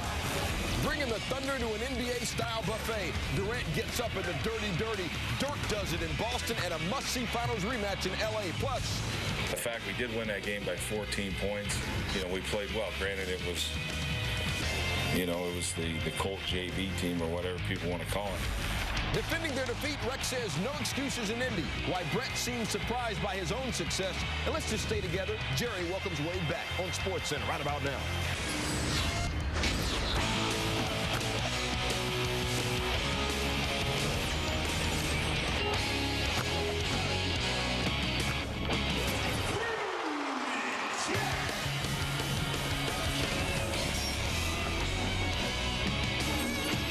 What's good? SportsCenter spinning on 2 turntables. Stewart, Scott, Van Pelt. Coming up, why old school Baltimore Colts fullback Tom Matte is on the mind of New York Jet coach Rex Ryan. First up, Texas, #1 team in the land. Stuart, they were an underdog, though, on the road. That's always curious to folks that pay attention to things like that. We go to Manhattan, the Little Apple, battle of top 10 teams. Rugged defensive efforts. A lot of blocked shots all night long. You see Jamar Samuels gets his shot kicked, but he keeps working at it. K-State's up 3. Texas on the inbound. Jay Lucas bringing it up to Justin Mason. And you'll see Dominique Sutton's on defense. A couple of guys go to one man. That frees up Mason wide open. Sutton gets there late 1, 2, and 3 the hard way. Frank Martin calls timeout, and he will get more than a little agitated. He's ripping into Sutton. Sutton's not trying to hear it. I'm not trying to hear that, see? Look at Coach. He gets those crazy eyes going, and it is terrifying to look at. Tied at 18 after the free throw. They actually made a free throw. There weren't many of those that worked. Here's Doge Balby with a miss. Jamar Samuels gets the rebound. Denny Clemente, real nice point guard with a super pass right there to Curtis Kelly. Look at the vision. Spectacular dish. And Kansas State starting to warm it up a little bit. Now they're up 9. Clemente, Samuels. Man, that's so tough to get it up and in with that length that Texas has got. And you see 30 of the 33 Wildcat points came in the paint. Rick Barnes, concerned? Oh, we're going to be fine. We'll come back out. We'll give him a game. It's not over. He knows of what he speaks. Second half, opening moments, Damian James catches in rhythm. Give me all 3 of these. And then Texas within 4. Balbe, beautiful little dish after creating space. And Clint Chapman came in and gave some energy off the bench. Texas within 2. K-State only up 1 off the lob. Samuels with a finish. Texas actually went in front at one point here. Great hustle play, and eventually it's Clemente who's got it again. Nice dish. Roddy Magruder, he's fouled as he takes it hard to the cup. He would make the free throw. Again, free throws were tough to come by in this game. Here, there's a Jacob pulling steal, and in spite of that Billy Goat beard, the power didn't help there, but there's Magruder with the putback, and it's a 10-point game. And then Jacobin Brown here throws it away. Last 2 minutes took about 20 minutes to play. Lots of missed free throws, but for the 3rd time ever, Brent Musburger and Bob Knight, K-State knocks off #1. Fellas? Yeah, indeed. They take down the #1 team, and look what happened right after the game was over, Coach. The players going out to thank this terrific crowd here tonight, a sellout crowd, the students, many of them lining up the crack of dawn because it was first come, first serve, and the loyal basketball fans here. It was a great performance by Kansas State. Well, it really was a gutty performance. Right. The basketball wasn't great, but it was a gutty performance. The basketball wasn't great in the first 14, 15 minutes of the second half. I really think the key player in the whole game was Magruder. I think Magruder came off the bench. He got 7 or 8 points in that stretch where they weren't getting anything. and then made a couple of good passes. And as we discussed earlier, I'd love to see at a college game where the fans, instead of degrading the opponent, being overrated, thank their own team, like we mentioned, saying, thank you, well done, well done. Exactly. Now, the rematch would have to take place in the Big 12 tournament because there is no second game down in Austin. So this would be the only regular season game. But, Bob, let's take a look. Let me ask you about Damian James. He came in here. He was a star amongst stars, one of the leading candidates for Player of the Year nationally. He was held to 9 points here tonight. Pittman was also shut down. And what did they do defensively against James? What did you see? I think Kelly and Samuels did a great job inside for K-State all the way through the ball game, both offensively and defensively. They scored well. They outscored Texas inside play.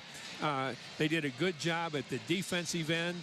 I just think they played better than the big kids from Texas did, except for the big kid that came in at the beginning of the second half and got the 3 buckets right away. Yeah. And I think that, they go away. Maybe he'll play a little bit more now than he did in the first half, Chapman. So yeah, Chapman, the youngster from Oregon, he did do well. And so let's send it back to SportsCenter. It was a great crowd here tonight, and one of their stars pulling up there, jumping into the stands. Thank you, men. They'll celebrate tonight in Bramlage, as they should. The first win over AP #1 for K-State since back in 1994 when they took down Rock Chalk, their rivals from Lawrence, Kansas. They've won 14 straight in Bramlage, which is the longest winning streak in the history of the arena. They've won 11 of the 20 all-times meeting with Texas. They end a 4-game losing skid against ranked teams. Again, this is a top 10 team, Stuart, we're talking about in Kansas State. A little surprising.